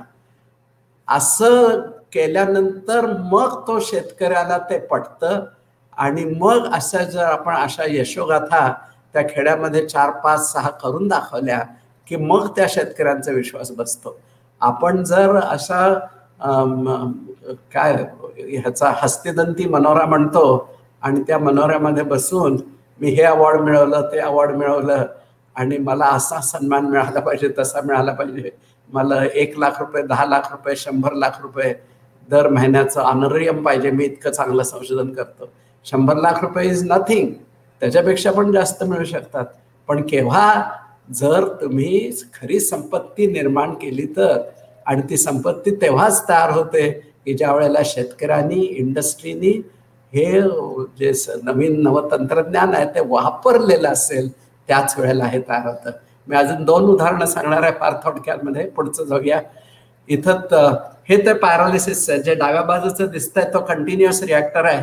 तो 5 किलो तासाला असं आम्ही पहिल्यांदा यशस्वी करणार, मग त्याच्यानंतर 1 टन, आणि नंतर लगेच आम्ही 50 टन्स पर डे असा तो प्लांट उभा करणार आहे. आणि हा साधारण जे अर्बन वेस्ट आहे त्याच्यामध्ये 30% एवढं ऑर्गॅनिक मॅटर असतं, त्याच्यासाठी हा बनवायचं चाललेलं आहे. तर आता मी हे इथे एक कोऑपरेटिव्ह सेक्टरमध्ये ह्या घनकचऱ्यामधून आपल्याकडे किती पोटेन्शियल आहे हे दाखवायचा प्रयत्न केला आहे. जर 5 खेड्यांची मिळून जर आपण एक कोऑपरेटिव्ह सोसायटी केली की त्या 5 खेड्यांचं लोकसंख्या ही 25,000 आहे, आणि साधारण मला भारतामध्ये किती खेडी आहेत माहिती आहे, म्हणजे आपण इंटरनेटवरती गेलं की कळतं, आणि किती हेक्टर जमिनीत शेतीसाठी लागवड केली जाते हे माहिती आहे. तर त्या 5 गावांना मिळून साधारण 5,000 हेक्टर एवढी शेती असते, आणि सध्या 12,000 टन एवढा घनकचरा निघतो. तर आपण पुढे जाऊया पुढच्या स्लाइडमध्ये. मी हे बिझनेस केस लिहिली आहे, हे मी स्कीमॅटिकली दाखवलं आहे. पॅरालायझर की वरती श्रेडेड बायोमास आहे, तो रोटरी व्हालनी आपल्याला पाहिजे त्या रेटनी तो खाली पडतो, आणि हा डबल स्क्रू आहे, आणि इथं 3 ते 4 पॉइंटला एअर इनलेट आहे, आणि ते कॉम्प्युटेशनल फ्लुइड डायनॅमिक्सच्या सहाय्याने ऑप्टिमम नंबर काढले आहे. जवळजवळ 5 ते 10% बायोमास हा बर्न होतो, आणि त्याची उष्णता इतर सगळ्यांना मिळते, आणि 70 ते 80% फक्त 4च मिळेल असा हा कारखाना तयार केला आहे. बाकी काहीच नाही बनणार. पण ह्या कारखान्याचं रूपांतर मला गॅस लिक्विड सॉलिड प्रॉडक्टमध्ये पण करता येईल, की जिथं गॅस प्रॉडक्टमध्ये कॅलॉरिफिक व्हॅल्यू आहे की ज्या ह्या एंडोथर्मिक रिॲक्शनला उपयोगी आहे, आणि नुसता 4 बनवायचा का नाही, तर 4 3 रुपये किलोने विकला जातो, व्हेअरएज लिक्विड 20 रुपये किलोने विकलं जातं. धंदा शेवटी सस्टेनेबल असायला पाहिजे. मी तुम्हा लोकांना हे नको वाक्य सांगायला, सस्टेनेबल धंदा करायला काय लागतं तो गोष्टी त्या. पुढची स्लाइड बघा. तर अशा 4 वापरून आपण 300% जाऊ दे, 85% जाऊ दे, उत्पन्न आपण 50%च वाढवलं. आपला देशाची परिस्थिती अशी आहे की आपली जी 140 कोटी तोंड आहेत त्याला पुरेसा तांदूळ आपण ऑलरेडी बनवतो, तेवढा गहू बनवतो. जवळजवळ सगळेच पदार्थ, एक तेलबिया आणि खाद्यतेल सोडलं, आणि जर ज्याला आपण हरभरा किंवा तूर अशा ज्या डाळी आहेत त्या डाळी फक्त इम्पोर्ट करतो, आणि ह्या तेलबिया इम्पोर्ट करतो. तेवढं सोडलं तर आहे. मग 50% वाढवून करायचं काय? तर म्हणून मी इथं असं लिहिलं आहे की आहे त्या शेतीमध्ये 50% उत्पन्न वाढवा, आणि उरलेल्या शेतीमध्ये फक्त एनर्जी क्रॉप करा. आपलं शेती, मग ते खोड असू दे नाहीतर मुळं असू देत किंवा पानं असू देत, फुलं असू देत, हे सगळं बनतं कशाने आपल्याला माहिती आहे, फोटोसिंथेसिसनी बनतं. म्हणजे मूळ सौर ऊर्जाच आहे. तर सौर ऊर्जा, कार्बन डायऑक्साईड आणि वॉटर या तिन्हीची रिॲक्शन झाली की कार्बोहायड्रेट्स बनतात. आणि त्या कार्बोहायड्रेटचे वेगवेगळे प्रकार म्हणजेच मूळ, खोड, पानं आणि वेगवेगळ्या बिया. आपल्याला सुंदर अंजीर मिळतं, सुंदर चिक्कू मिळतो, सुंदर आंबा मिळतो, पण ते सगळं फोटोसिंथेसिसनीच मिळतं. आणि ही जी ॲव्हरेज फोटोसिंथेसिस एफिशियन्सी आपल्या देशाची ती 0.3% आहे, 0.3% आहे. आणि बांबूसारखा आपण एनर्जी क्रॉप लावला तर ते आपण 2% पर्यंत नेऊ शकतो. म्हणून मी इथं असं मॉडेल लिहिलं आहे की असं कॉपरेटिव्ह करायचं, 50% उत्पन्न वाढवायचं, 33% जमीन मोकळी करायची, त्याच्यामध्ये एनर्जी क्रॉप लावायचं आणि त्याचं पॅरालिसिस करायचं. आणि पॅरालिसिस करून 20 रुपयांनी जर आपण विकलं तेल, की जी आत्ता सध्याची किंमत आहे, आणि त्याच्यापेक्षा कितीतरी व्हॅल्युएबल आपण गोष्टी करू शकतो, पण त्यानंतरच्या. तर मागच्याच स्लाइडमध्ये परत येऊया की जवळजवळ 142 कोटी रुपये दर वर्षाचं उत्पन्न त्या खेडेगावांच्या क्लस्टरचं होईल. पुढे जाऊया. खर्च किती? तर 10 कोटी रुपये खर्च करून, म्हणजे 10 पॅरोलायझर बसवावे लागतील, प्रत्येकी 15 कोटीचे, म्हणजे कॅपिटल इन्व्हेस्टमेंट 150 कोटी झाली, की ज्याचं डिप्रिसिएशन अँड इंटरेस्ट ॲन्युअलाइज केले तर 150 कोटी की 30 कोटी झाले. ऑपरेटिंग कॉस्ट 8 कोटी. मॅनपॉवर 500 लोकांना आपण त्याच्यामध्ये काम मिळतंय प्रत्येक क्लस्टरमध्ये, आणि त्यांना प्रत्येकी 20,000 रुपये पगार. म्हणजे तो हमाल जरी असला आणि मोठा इंजिनियर असला तर ॲव्हरेज 20,000 रुपये, त्यांना 12 कोटी रुपये दिले. म्हणजे टोटल एक्सपेंडिचर 98 कोटी रुपये झालं.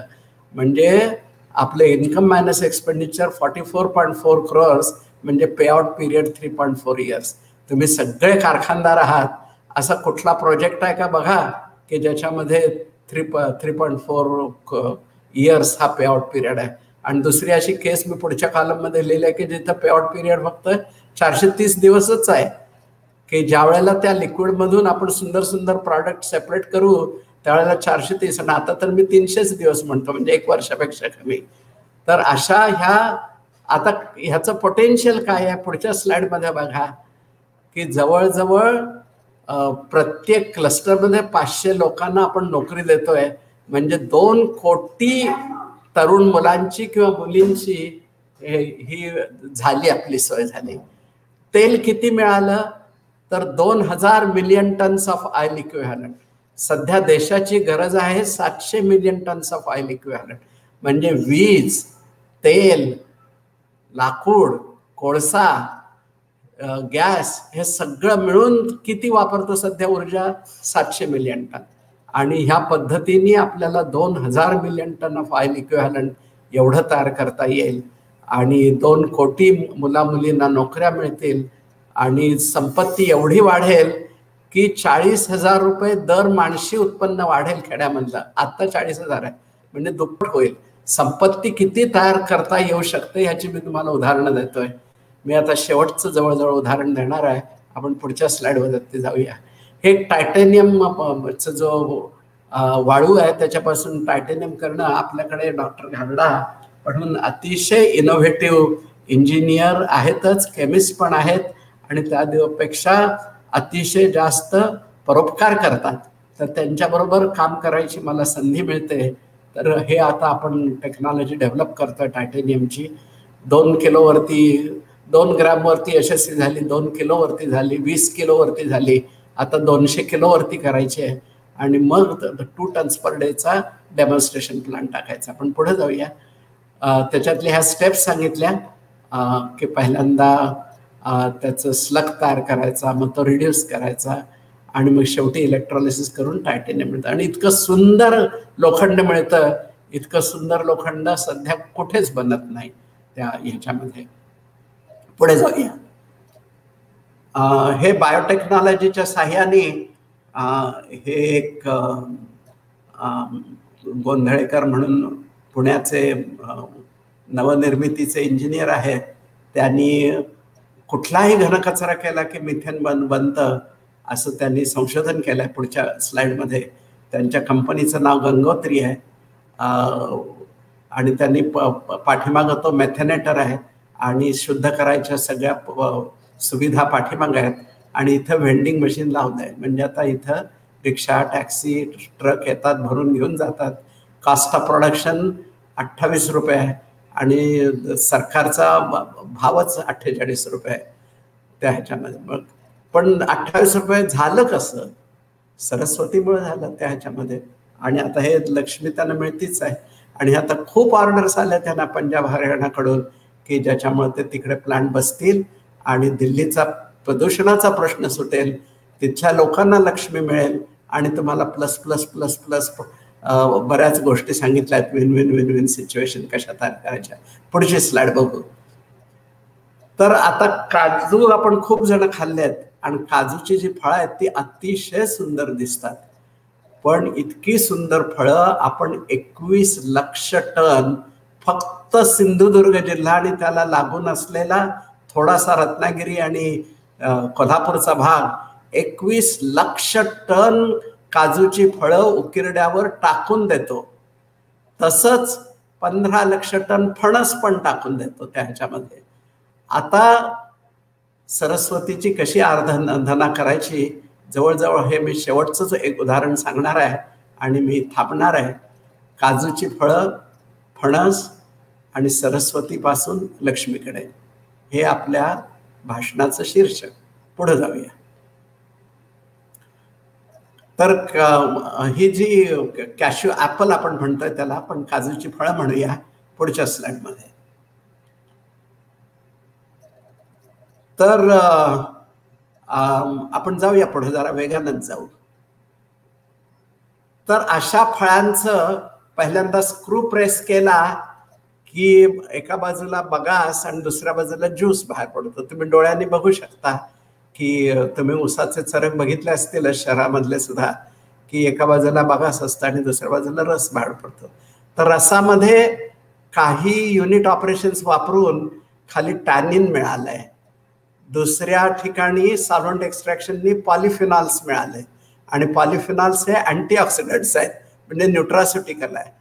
नंतर व्हायटॅमिन बी मिळालंय जे ग्रीन मध्ये दाखवलं त्याच्या पुढच्या ह्याच्यात, आणि डायटरी फायबर्स. आता सरकारी योजना काय होती की इतकं जर फळं फुकट जातात तर आपण इथेनॉल बनवूया. इथेनॉलचा सरकारीच भाव 48 रुपये आहे आणि 1 लिटर इथेनॉल बनवायला 20 किलो फळं लागतात. जरही आपण 2 रुपये दिले शेतकऱ्यांना किलो पाठीमागे, फक्त 2 रुपये, तर 40 रुपये शेतकऱ्यांना देणार. कॉस्ट, रॉ मटेरियल कॉस्ट 40 रुपये. आता आपल्याला प्लांट घालायचा आहे, युटिलिटीज आहेत, मॅनपॉवर आहे, नंतर आणखीन विक्रीचे खर्च आहेतच, मॅनेजमेंटचे खर्च आहेतच, ओव्हरहेड्स आहेत. पण जर 40 रुपये आणि 48 रुपये, 8 रुपयाचा फरक असेल तर हा कधीच होणार नाही प्लांट. मग ज्या वेळेला ह्याच्यावरती विचार केला आणि टॅनिन, पॉलिफिनॉल्स आणि बीटा कॅरोटीन आणि डायटरी फायबर्स हे वेगळे करायलाचे युनिट ऑपरेशन्स आणि त्याच्यावरती प्रयत्न सुरू केला, त्यावेळेला लक्षात आलं की 48 रुपयाच्या जागी आपण 248 रुपये मिळवू शकतो. आणि ज्या वेळेला 248 रुपये असतील त्यावेळेला मग शेतकऱ्यांना 2 रुपयाच्या ऐवजी 3 रुपये जरी दिले की 3 रुपये दिल्यानंतर जे काही आत्ताचे कॅश क्रॉप्स आहेत त्याच्यामध्ये सगळ्यात जास्त पैसे हे शेतकऱ्यांना मिळतील. हा तर माझा सगळ्यात मोठा ड्रायव्हिंग फोर्स आहे. जसे विद्यार्थ्यांची पिढी तयार व्हायला लागेल तसं तंत्रज्ञानाच्या साह्याने गरीबातल्या गरीब लोकांना कसे संपत्ती मिळेल हे आपल्याला बघायला पाहिजे. म्हणजे दर हेक्टरी 3 लाख रुपये एवढे शेतकऱ्यांना मिळाले आणि मग हा कारखाना अतिशय चांगला, एकदा 248 रुपये मिळाले आणि रॉ मटेरियलची कॉस्ट 60 रुपये आहे. म्हणजे आता त्यातलं ओव्हरहेड असू दे, विक्रीचा खर्च असू दे किंवा काही असू दे, आपल्याला सगळं तुम्हाला साधारण लक्षात आलं असेल, तुम्ही सगळेच कारखानदार असाल. त्यामुळं ज्या ज्या वेळी रॉ मटेरियलची कॉस्ट फक्त 60% असते त्यावेळेला तो कारखाना यशस्वी होतो. आता इथं आपण 60% नाही म्हणत आहेत, 250 रुपयाचे 60 रुपये म्हणजे जवळजवळ फक्त 20 ते 25% एवढीच रॉ मटेरियलची कॉस्ट आहे ह्याच्यामध्ये. इन्क्लुडिंग ऑल लॉजिस्टिक्स, ते गोळा करणं आणि कारखान्यापर्यंत आणणं, हे सगळं सगळं धरून. पुढच्या स्लाइडकडे जाऊ. तर आता त्या किमती लिहिल्या आहेत आणि ते पैसे कसे वाढलेत ते लिहिलं आहे त्या ह्याच्यामध्ये. आणखीन ते 1448 रुपये मिळाले आणि 2,89,000. हे स्लाइड्स तुमच्याकडे आहेतच. भरपूर पैसे झाले पुढच्या स्लाइडमध्ये. आणि इथं आणि त्याशिवाय बायोटेक्नॉलॉजीने आपण इथेनॉल बनवू शकतोच, पण त्याच्यापेक्षा सुंदर सुंदर प्रॉडक्ट ऑलिगोसॅकराइड्स आणि ऑक्झॅलिक ऍसिड, म्हणजे अजून पैसे मिळतील त्याच्यातून. तेच सांगितलं तुम्हाला, 250 रुपये आपण मिळवू शकतो. फणस हा तर विषय त्याच्यापेक्षा उत्तम आहे. तर त्या फणसामध्ये काय काय दडलंय बघा. पुढची स्लाइड. तर भारत हा जगामध्ये खूप मोठा देश आहे. किती बनवता आपण फणस बघा. सगळा पूर्व किनारा आणि पश्चिम किनारा. तुम्ही जर कोकणातून गेलात तर फणसाचे झाड अनंत दिसतील त्याच्यामध्ये लगडलेले. 15 लक्ष टन फणस फेकून देतो आपण. किती संपत्ती तयार होईल पुढच्या बाजूला बघा. जसं काजू फळामध्ये आहे तसंच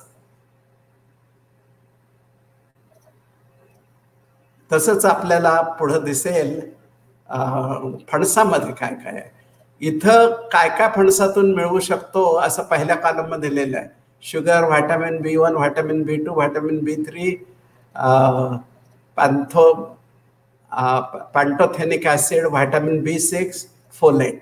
किती प्रत्येक ग्राम आहे ते लिहिलंय. त्याचा बाजारभाव लिहिलाय आणि व्हॅल्यू पर युनिट लिहिलंय. मी गुणाकार करायचं टाळलंय की ते पैसे एवढे होतात त्याचे की विश्वास बसणार नाही, ते म्हणून मी केलंच नाही. ते आता तुमचं तुम्ही करा.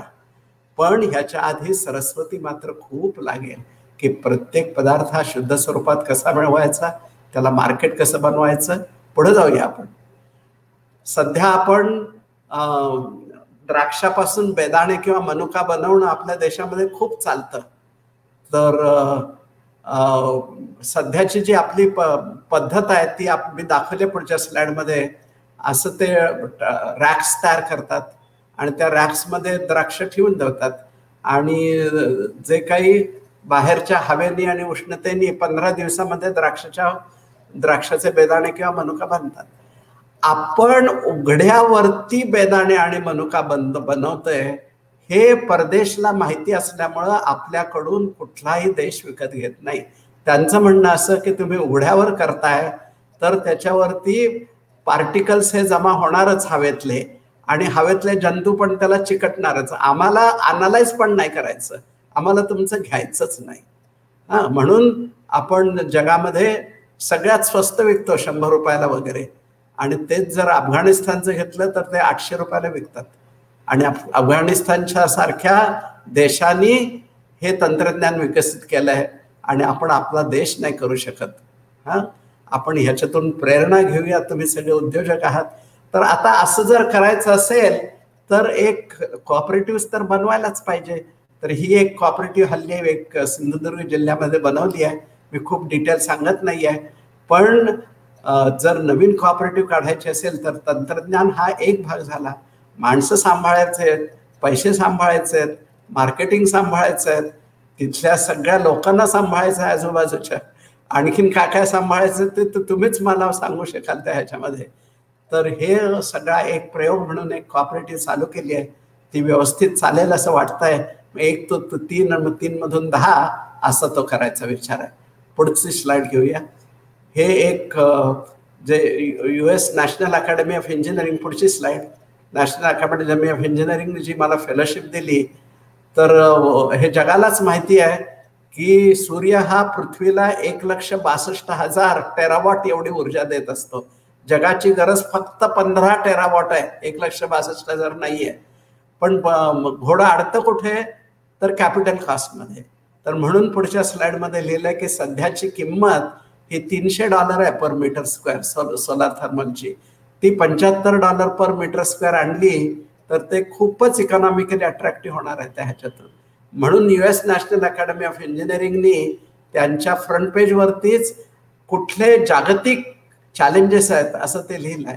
आणि हा त्यांनी चॅलेंज लिहिलाय की $300 $75 कॅपिटल कॉस्ट करा, मग तुम्ही यशस्वी व्हाल. तर भारतातली फक्त 2.7% जमीन वापरली तर आपल्या देशाला लागणारी जी आत्ताची ऊर्जा आहे त्याच्या 10 पट ऊर्जा तयार होते. आणि 16% जमीन ही कम्प्लिटली अनकल्टिवेटेड बॅरन लँड आहे आणि आपल्याला फक्त त्यातली 2.6% पाहिजे त्या ह्याच्यातले. पुढे जाऊया. आणि आता हे आपल्या विद्यार्थ्यांनी ICTतल्या त्यांनी ते $75 पर मीटर स्क्वेअर पर्यंत आणलंय आणि ते आता स्केलअप करायच्या प्रयत्नामध्ये आहेत. ॲप्लिकेशन्स, ड्रॉइंगचं एक ॲप्लिकेशन घेतलंय, नंतर दुसरं कंटिन्युअस कुकिंगचं दुसरं ॲप्लिकेशन घेतलंय, पायरोलिसिसचं तिसरं ॲप्लिकेशन घेतलंय, स्पेस हिटिंग म्हणजे हिमालयात बसवून जर घर गरम करता येत असेल तर प्रदूषणाचा प्रश्न सुटेल. आणि रेफ्रिजरेशनचं पण एक घेतलंय की ज्याच्यामध्ये भाजी फळं टिकवता येतील की ज्या वेळेला बाजारभाव कमी असतो. किंवा ह्याचं ॲप्लिकेशन घेतलंय एअर कंडिशनिंगचं. असं ते विद्यार्थ्यांची एक टीमच तयार झाली आहे. आणि ह्या सगळ्या ॲप्लिकेशनसाठी $75 पर मीटर स्क्वेअरनी आपल्याला किती स्वस्त करता येईल. तर हे प्रत्येक ठिकाणी आपण कोलॅबोरेशन करतो. त्या सगळ्यांचा मी काही जणांचा उल्लेख केला, काही जणांचा करू शकलो नाही त्या ह्याच्यामध्ये. पण ही टीम ही बनवावीच लागते. प्रत्येक मनुष्य हा, प्रत्येक प्राध्यापक सगळ्याच विषयात पारंगत नसतो. पारंगत लोकांना एकत्र करून, विद्यार्थ्यांना एकत्र करून, विद्यार्थी हुशार असतातच असं माझं कन्व्हिक्शन आहे. त्यांना फक्त कधी कधी दिशा लागते, कधी कधी त्यांना कंटाळा येतो, त्यावेळेला त्यांना उत्साहित करायला लागतं, बस. बाकी त्यांना काही नको. पुढची स्लाइड. मग अशा वेळेला चांगलं काम केलं की अजून एक तुम्हाला विन सांगायचं राहिलं. नेचर हे जर्नल जगामध्ये सगळ्यात प्रतिष्ठित आहे. त्याही जर्नलमध्ये पेपर पब्लिश होतो, मग तुम्हाला अवॉर्ड्स मिळतात. असं ते जे उत्तम चक्र म्हणतो की जे सगळं चक्र सुरुवात होते ते सरस्वतीच्या पूजेनी आणि मग सगळ्या. आता हे जे मराठी विज्ञान परिषद आहे, जर एखादं तंत्रज्ञान जर समाजामध्ये वापरायचं असेल तर समाज हा विज्ञानाधिष्ठित व्हायला पाहिजे, सायंटिफिक टेम्पर वाढवायला पाहिजे. म्हणून मी आता सध्या मराठी विज्ञान परिषदेचा अध्यक्ष आहे आणि जवळजवळ 80 उपक्रमांच्या साहाय्याने सध्या आम्ही 350 शाळांमध्ये विद्यार्थ्यांकडून प्रयोग करून घेतो. जवळजवळ 80 प्रयोग करून घेतो. तुम्हाला आठवत असेल, तुम्ही स्वतः प्रयोग केलेत का शाळेत 6वी 7वी 8वी 9वीत असताना? तर ते प्रयोग केले की मग आपल्याला शास्त्रज्ञ व्हावं असं ते वाटायला लागेल. मग ती विज्ञानातली खेळणी बनवायची, विज्ञानातले कन्सेप्ट कसे दूर करता येतील. जे शांतीस्वरूप भटनागर प्राइज आहे देशाच्या पातळीवरती, ते मराठी विज्ञान परिषदेने MM शर्मा पारितोषिक सुरू केलंय की कॉलेजमधल्या लोकांनी जर असं काही नवनिर्मिती केली आणि तुम्हाला ऐकायला आनंद वाटेल, हे पारितोषिक सुरू केल्यानंतर आम्हाला दरवर्षी 2-2 पारितोषिकं देता आली, इतकी नवनिर्मिती करायला सुरुवात केली आहे. एक कॉलेजमधल्या आणि एक विद्यापीठातल्या लोकांना. असे 80 कार्यक्रम करतोय आपण दर महिन्याला पत्रिका. माझी तुम्हाला आग्रहाची विनंती आहे की तुम्ही मराठी विज्ञान परिषदेचे सदस्य व्हा. काहीतरी $1,000-1,200 असेल कायमस्वरूपी, म्हणजे कायमस्वरूपी $5,000 असेल. आणि मग तुम्हाला ते मासिक मिळायला लागेल. आणि तुम्ही पण ह्याचे नुसते साधे सदस्य $5,000 भरण्यासाठी होऊ नका. आपल्या देशाची जी सायंटिफिक टेम्पर आहे, विज्ञानाधिष्ठित जो समाज लागतो. एक तुम्हाला गोष्ट माहिती असेल की कम्युनिझम आहे, डेमोक्रेसी आहे, सोशलिझम आहे, कशानेही पैसे तयार होत नाहीत. पैसे हे फक्त विज्ञान आणि तंत्रज्ञानाने होतात. तुम्हाला जर चांगले पैसे वाटायचे असतील तर कम्युनिझम उपयोगी पडेल, पण पैसे तयार करायला हे विज्ञानच पाहिजे. आणि विज्ञान मोठ्या प्रमाणावर करायचं असेल तर आपल्याला तसं समाज शिक्षित करावं लागेल. आणि मराठी विज्ञान परिषद ते करतोय आणि ते करणार आहे मोठ्या प्रमाणावरती. आपण त्याचे सभासद होऊया. आपण आता शेवटच्या स्लाइडकडे येऊ की त्याच्यामध्ये मी लिहिलं आहे. पुढे जाऊया आपण. हे ते सगळे कार्यक्रम आहेत की मराठी विज्ञान परिषद कुठे काय काय करते. अजून सुद्धा बरेच आहेत. मी तुम्हाला बरीच उदाहरणं सांगितली की ज्याच्यातून win win win win situation तयार होते. एक आपण सगळेजण एक आत्मविश्वास बाळगूया की नवनिर्मिती करण्यासाठी, इनोव्हेशन करण्यासाठी पांढऱ्या कातडीची अजिबात गरज नाही. आपल्या इथले विद्यार्थी सगळेजण इनोव्हेशन करत असतात. थोडी पेशन्सची गरज आहे, थोडी सोशिकतेची गरज आहे, थोडी नम्रतेची गरज आहे. आणि त्यांनी आपल्याला सारखं असं थोडासा विचार करायला लागेल. मी विचार करतो, मला सध्या 12 वर्ष झाली रिटायर होऊन, पण दर महिन्याला 1 लाख रुपये पेन्शन मिळते. महिन्याला 1 लाख रुपये, की जे दरडोई उत्पन्न वर्षाचं आहे देशाचं. मी विचार करतो, ज्या वेळेला मला मेसेज येतो 1 लाख रुपये जमा झालेत माझ्या अकाउंटमध्ये, ह्या गरीब देशाने मला महिन्याला 1 लाख रुपये दिले, मी करतो काय? मग त्यावेळेला मला लगेच मोटिवेशन मिळतं काम करण्यासाठी. आणि जेवढे दिवस पेन्शन मिळणार तेवढे दिवस मी नक्की काम करत राहणार ह्याच्यामध्ये. आपल्याला 47 साली जरी स्वातंत्र्य मिळालं तर ते फक्त राजकीय स्वातंत्र्य आहे. 90% गोष्टीवरती आपण परदेशावरती अवलंबून असतो. आपल्याला जगाने गिऱ्हाईक बनवलंय. आपल्याला लाज वाटली पाहिजे की आपण जगाचे गिऱ्हाईक बनत राहिलेलो आहोत. आपण सगळ्यांनी एकत्र येऊन समाज विज्ञानाधिष्ठित करूया आणि सगळ्यांनी नवनिर्मिती करून सरस्वतीची पूजा करून आपण सगळ्यात मोठ्या प्रमाणावर आपल्याला लक्ष्मी प्रसन्न होईल असं बघूया. आणि मी तुम्हाला सगळ्यांना आशीर्वाद देतो, शुभेच्छा देतो की तुम्ही सगळीजण उत्तम उद्योजक बनाल अशी मला खात्री आहे. धन्यवाद. Thank you very much professor Joshi. I think तुमच्या इथे पण कोणीतरी आहेत जे टाळ्या वाजवत आहेत. तर एक्सलंट टॉक. आय थिंक सगळे स्तब्ध आहेत. मी सगळ्यांना विचारलं की त्यांना जर काही क्वेश्चन्स असतील तर त्यांनी ते टाकावेत चॅट बॉक्समध्ये, पण अजून काही क्वेश्चन्स आले नाहीत. बहुतेक सगळे अजूनही 1.5 तासाच्या तुमच्या टॉकमधनं असे एक मला खास करून तुमचं हे वाक्य आवडलं की आपल्या देशाचा जो ॲन्युअल GDP आहे पर माणशी तेवढे तुम्हाला पेन्शन म्हणून मिळत आहेत आणि म्हणून तुम्ही सदा कार्यरत राहणार आहात. आय थिंक हे खूप छान आणि खूप नोबल थॉट आहे. आय थिंक बाकीच्या लोकांनी पण तसाच ठेवावा. सो 1-2 लोकांनी असा कॉमेंट पण केलंय की मराठी शाळांमध्ये हा व्हिडिओ कंपल्सरी दाखवला पाहिजे जेणेकरून मुलांमध्ये शास्त्रीय दृष्टिकोन जागा होईल. आय थिंक मराठी विज्ञान परिषदेच्या थ्रू आणि आय थिंक डॉक्टर अनिल काकोडकरांच्या 75 वर्षाच्या निमित्ताने तुम्ही बरेच प्रोग्राम्स घेतलेत 200-250 कोकणात आणि मी स्वतः काही अटेंड केलेत, तर त्यांच्याबद्दल जर तुम्ही सांगितलं.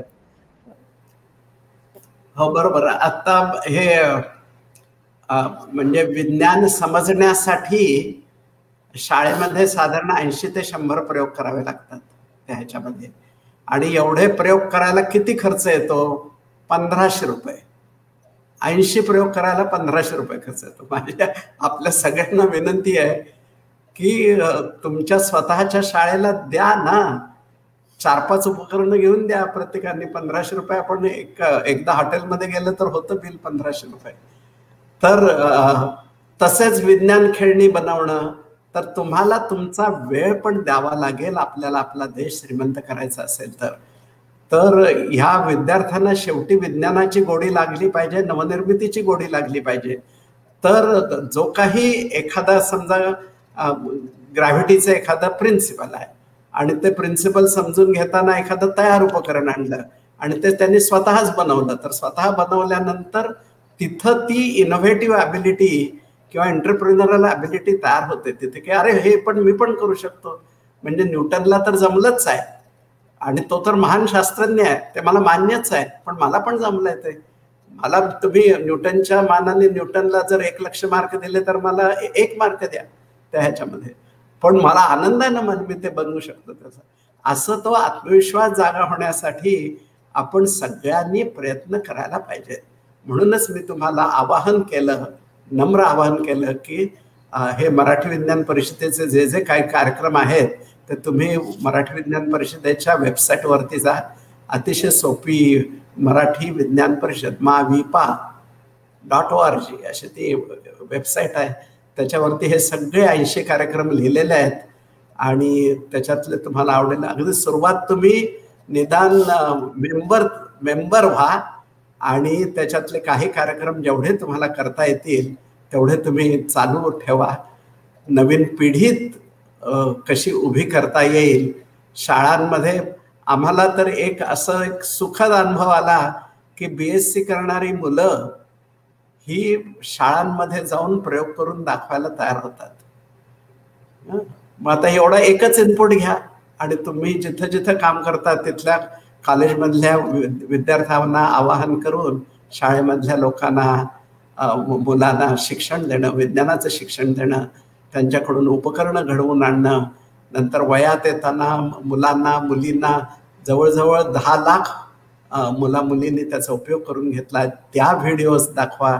असे आपल्याकडे शिक्षणाचे खूप व्हिडिओज आहेत.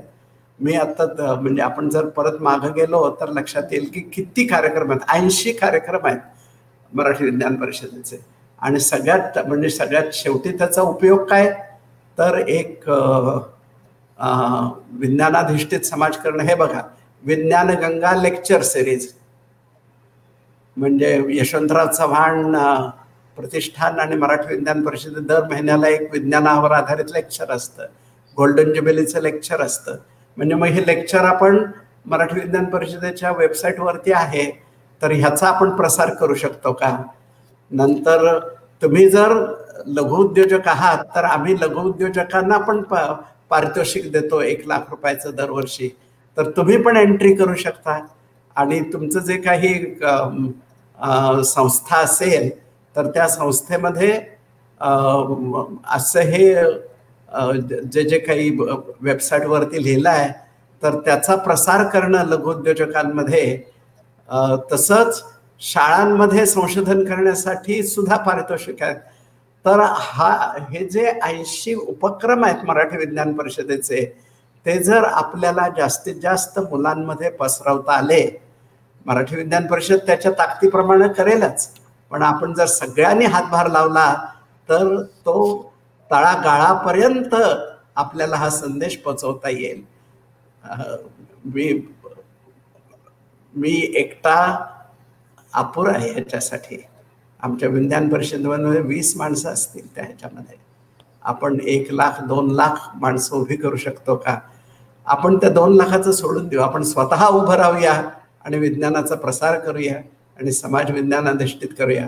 आपण स्वतः पुरता रिझॉल्व जरी केला तरी सुद्धा चालेल. सुरुवात तुम्ही मेंबर व्हा मराठी विज्ञान परिषदेचे, म्हणजे तुम्हाला कळेल हळूहळू की किती कार्यक्रम चालू आहेत. Definitely sir.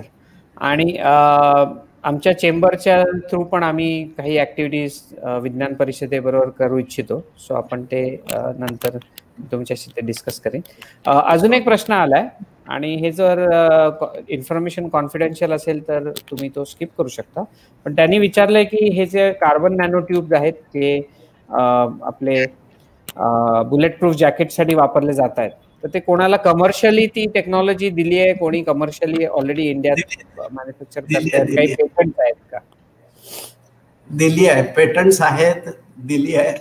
आणि टाटा ग्रुपची एक कंपनी आहे, कारण ते बुलेट प्रूफ जॅकेट आहे त्यामुळं त्याच्यामध्ये विश्वासार्हता सगळ्यात महत्वाची होती, म्हणून टाटा ग्रुपला दिलं आहे तंत्रज्ञान. करेक्ट, कारण ते लोकांच्या जीवाशी आपण शेवटी खेळतोय, त्यामुळे ट्रायल अँड एरर आपण आय थिंक ते करून 99% कॉन्फिडन्स पुरेसा नाही पडणार. नाही, 100%. तर चालेल सर, तुमचा खूप वेळ आम्ही घेतला, तुम्ही आम्हाला खूप वेळ दिलाय आणि वन्स अगेन आम्ही थँक्यू म्हणू इच्छितो. सो अनुप सर, तुम्हाला ऑफिशियलीचा वोट ऑफ थँक्स द्यायचा असेल. तुमचं ऐकू येत नाही अनुपजी. हॅलो, हा आता ऐकू येतं सर. थँक्यू सर, खूप सुंदर टॉक होता आणि गेली जवळजवळ सरांनी सांगितलं तसा पूर्ण स्तब्ध मी होतो सेशन संपल्यानंतर. गेली सर 5 वर्ष बायोमास ब्रिकेटिंग सेक्टरला काम करतं आणि छोट्या छोट्या स्केलवर बायोमास ब्रिकेट मॅन्युफॅक्चरिंग करण्याचा प्रयत्न आम्ही करतो. त्या सगळ्यामध्ये एक छोटासा प्रश्न आम्हाला सगळ्यांना नक्कीच येतो की जे बायोमास आहे, जो शेतकऱ्यांकडनं वेस्ट मिळतो, तो अगदीच 2.5 रुपयापासून तर 3.5 रुपयापर्यंत आता सध्याच्या केसमध्ये तर 4 रुपयापर्यंत गेलाय. आणि जी फायनल ब्रिकेटची कॉस्ट येते, जी बायो ब्रिकेटची कॉस्ट येते, जी आता फ्युल म्हणून प्रत्येक फार्मा कंपनी वापरते त्याच्या कदाचित कार्बन क्रेडिट्समुळे, तर त्याची कॉस्ट ही 5 रुपयाच्या वर कधीच जात नाही. तर हा जो मधला डिफरन्सचा गॅप आहे जो तुम्ही आता पॅलेटमध्ये सांगितला, तर तो कदाचित ब्रिकेटमध्ये त्याच्याकडे असं काही करता येईल का की त्याची कॅलरिफिक व्हॅल्यू पण वाढेल आणि तो आम्हाला सगळ्या उद्योजकांना जवळपास 350 ब्रिकेट बनवणाऱ्या मॅन्युफॅक्चररला तो कामात येऊ शकेल, असं काही होऊ शकतं का? बरोबर आहे. म्हणजे ॲग्रिकल्चरल बायोमास पासून ब्रिकेट बनवणं हे काही वर्ष फायदेशीर होतं. बरोबर. त्या 3-4 वर्षामध्ये आपण पायरोलिसिसचं तंत्रज्ञान विकसित केलं असतं तर जे 1 किलो पासून 5 रुपये मिळतात ते 15 रुपये मिळायला लागले असते. बरोबर. आणि मग पायरोलिसिसच्या पुढे जाऊन जे काही द्रवरूप पदार्थ मिळतात ते सेपरेट केले असते तर लक्षात आलं असतं की आपल्या देशाला लागणारं सगळं फिनॉल, क्रिसॉल सगळे पदार्थ पुरेसे आहेत त्याच्यामध्ये, आणि मग त्याची 200 रुपये झाली. आपल्या लक्षात ठेवलं पाहिजे की कुठं थांबायचं नाही अजिबात, सारखं पुढं जायचं व्हॅल्यू ॲडिशन मध्ये, तरच त्याचा उपयोग होतो. नाहीतर मग आपण मागं पडत जातो. कारण शेतकऱ्यांनी 2 रुपयाचे 4 रुपये केले, मला तर आश्चर्य वाटलं नाही. मी तर शेतकऱ्यांच्याच बाजूच आहे, जरूर 4 रुपये करावेत त्यांनी. पण त्यावेळेला उद्योजकाचं कर्तव्य आहे की त्यांनी 5 रुपयाचे 10 रुपये कसे बनवायचे ते त्यांनी बघावं. नक्कीच. धन्यवाद सर. आणि नक्कीच आम्ही तुमच्या टचमध्ये राहूयात. काही प्रश्न असेल तर तुमच्यापर्यंत नक्कीच पोहोचण्याचा प्रयत्न करूया. सो अगेन सगळ्यांना एक धन्यवाद, सगळ्यांनी जॉईन झालेत आणि नमस्कार आणि थँक्यू JB जोशी सर. आज तुमचा लेक्चर हा अतिशय मंत्रमुग्ध करणारा होता. इतक्या सगळ्या गोष्टी या सरस्वतीकडे असतात आणि त्याच्यापासून लक्ष्मी मिळवता येऊ शकते, या गोष्टीचा जो नवीन अँगल तुम्ही आज सगळ्यांना उद्योजकांना दाखवलात, याबद्दल माझे पर्सनली आणि उद्योजकांच्या ऑक्सिजनकडनं मनापासून आभार. आय थिंक CMC जे आता चेंबर आहे त्यासाठी निलेश सर काही 2 वर्ड्स ऍड करतील आणि will conclude this session. Thank you. Thanks. हो, तुम्हाला सगळ्यांना खूप खूप शुभेच्छा. Thank you sir. Thank you sir. Bye. Thank you very much. Thank you.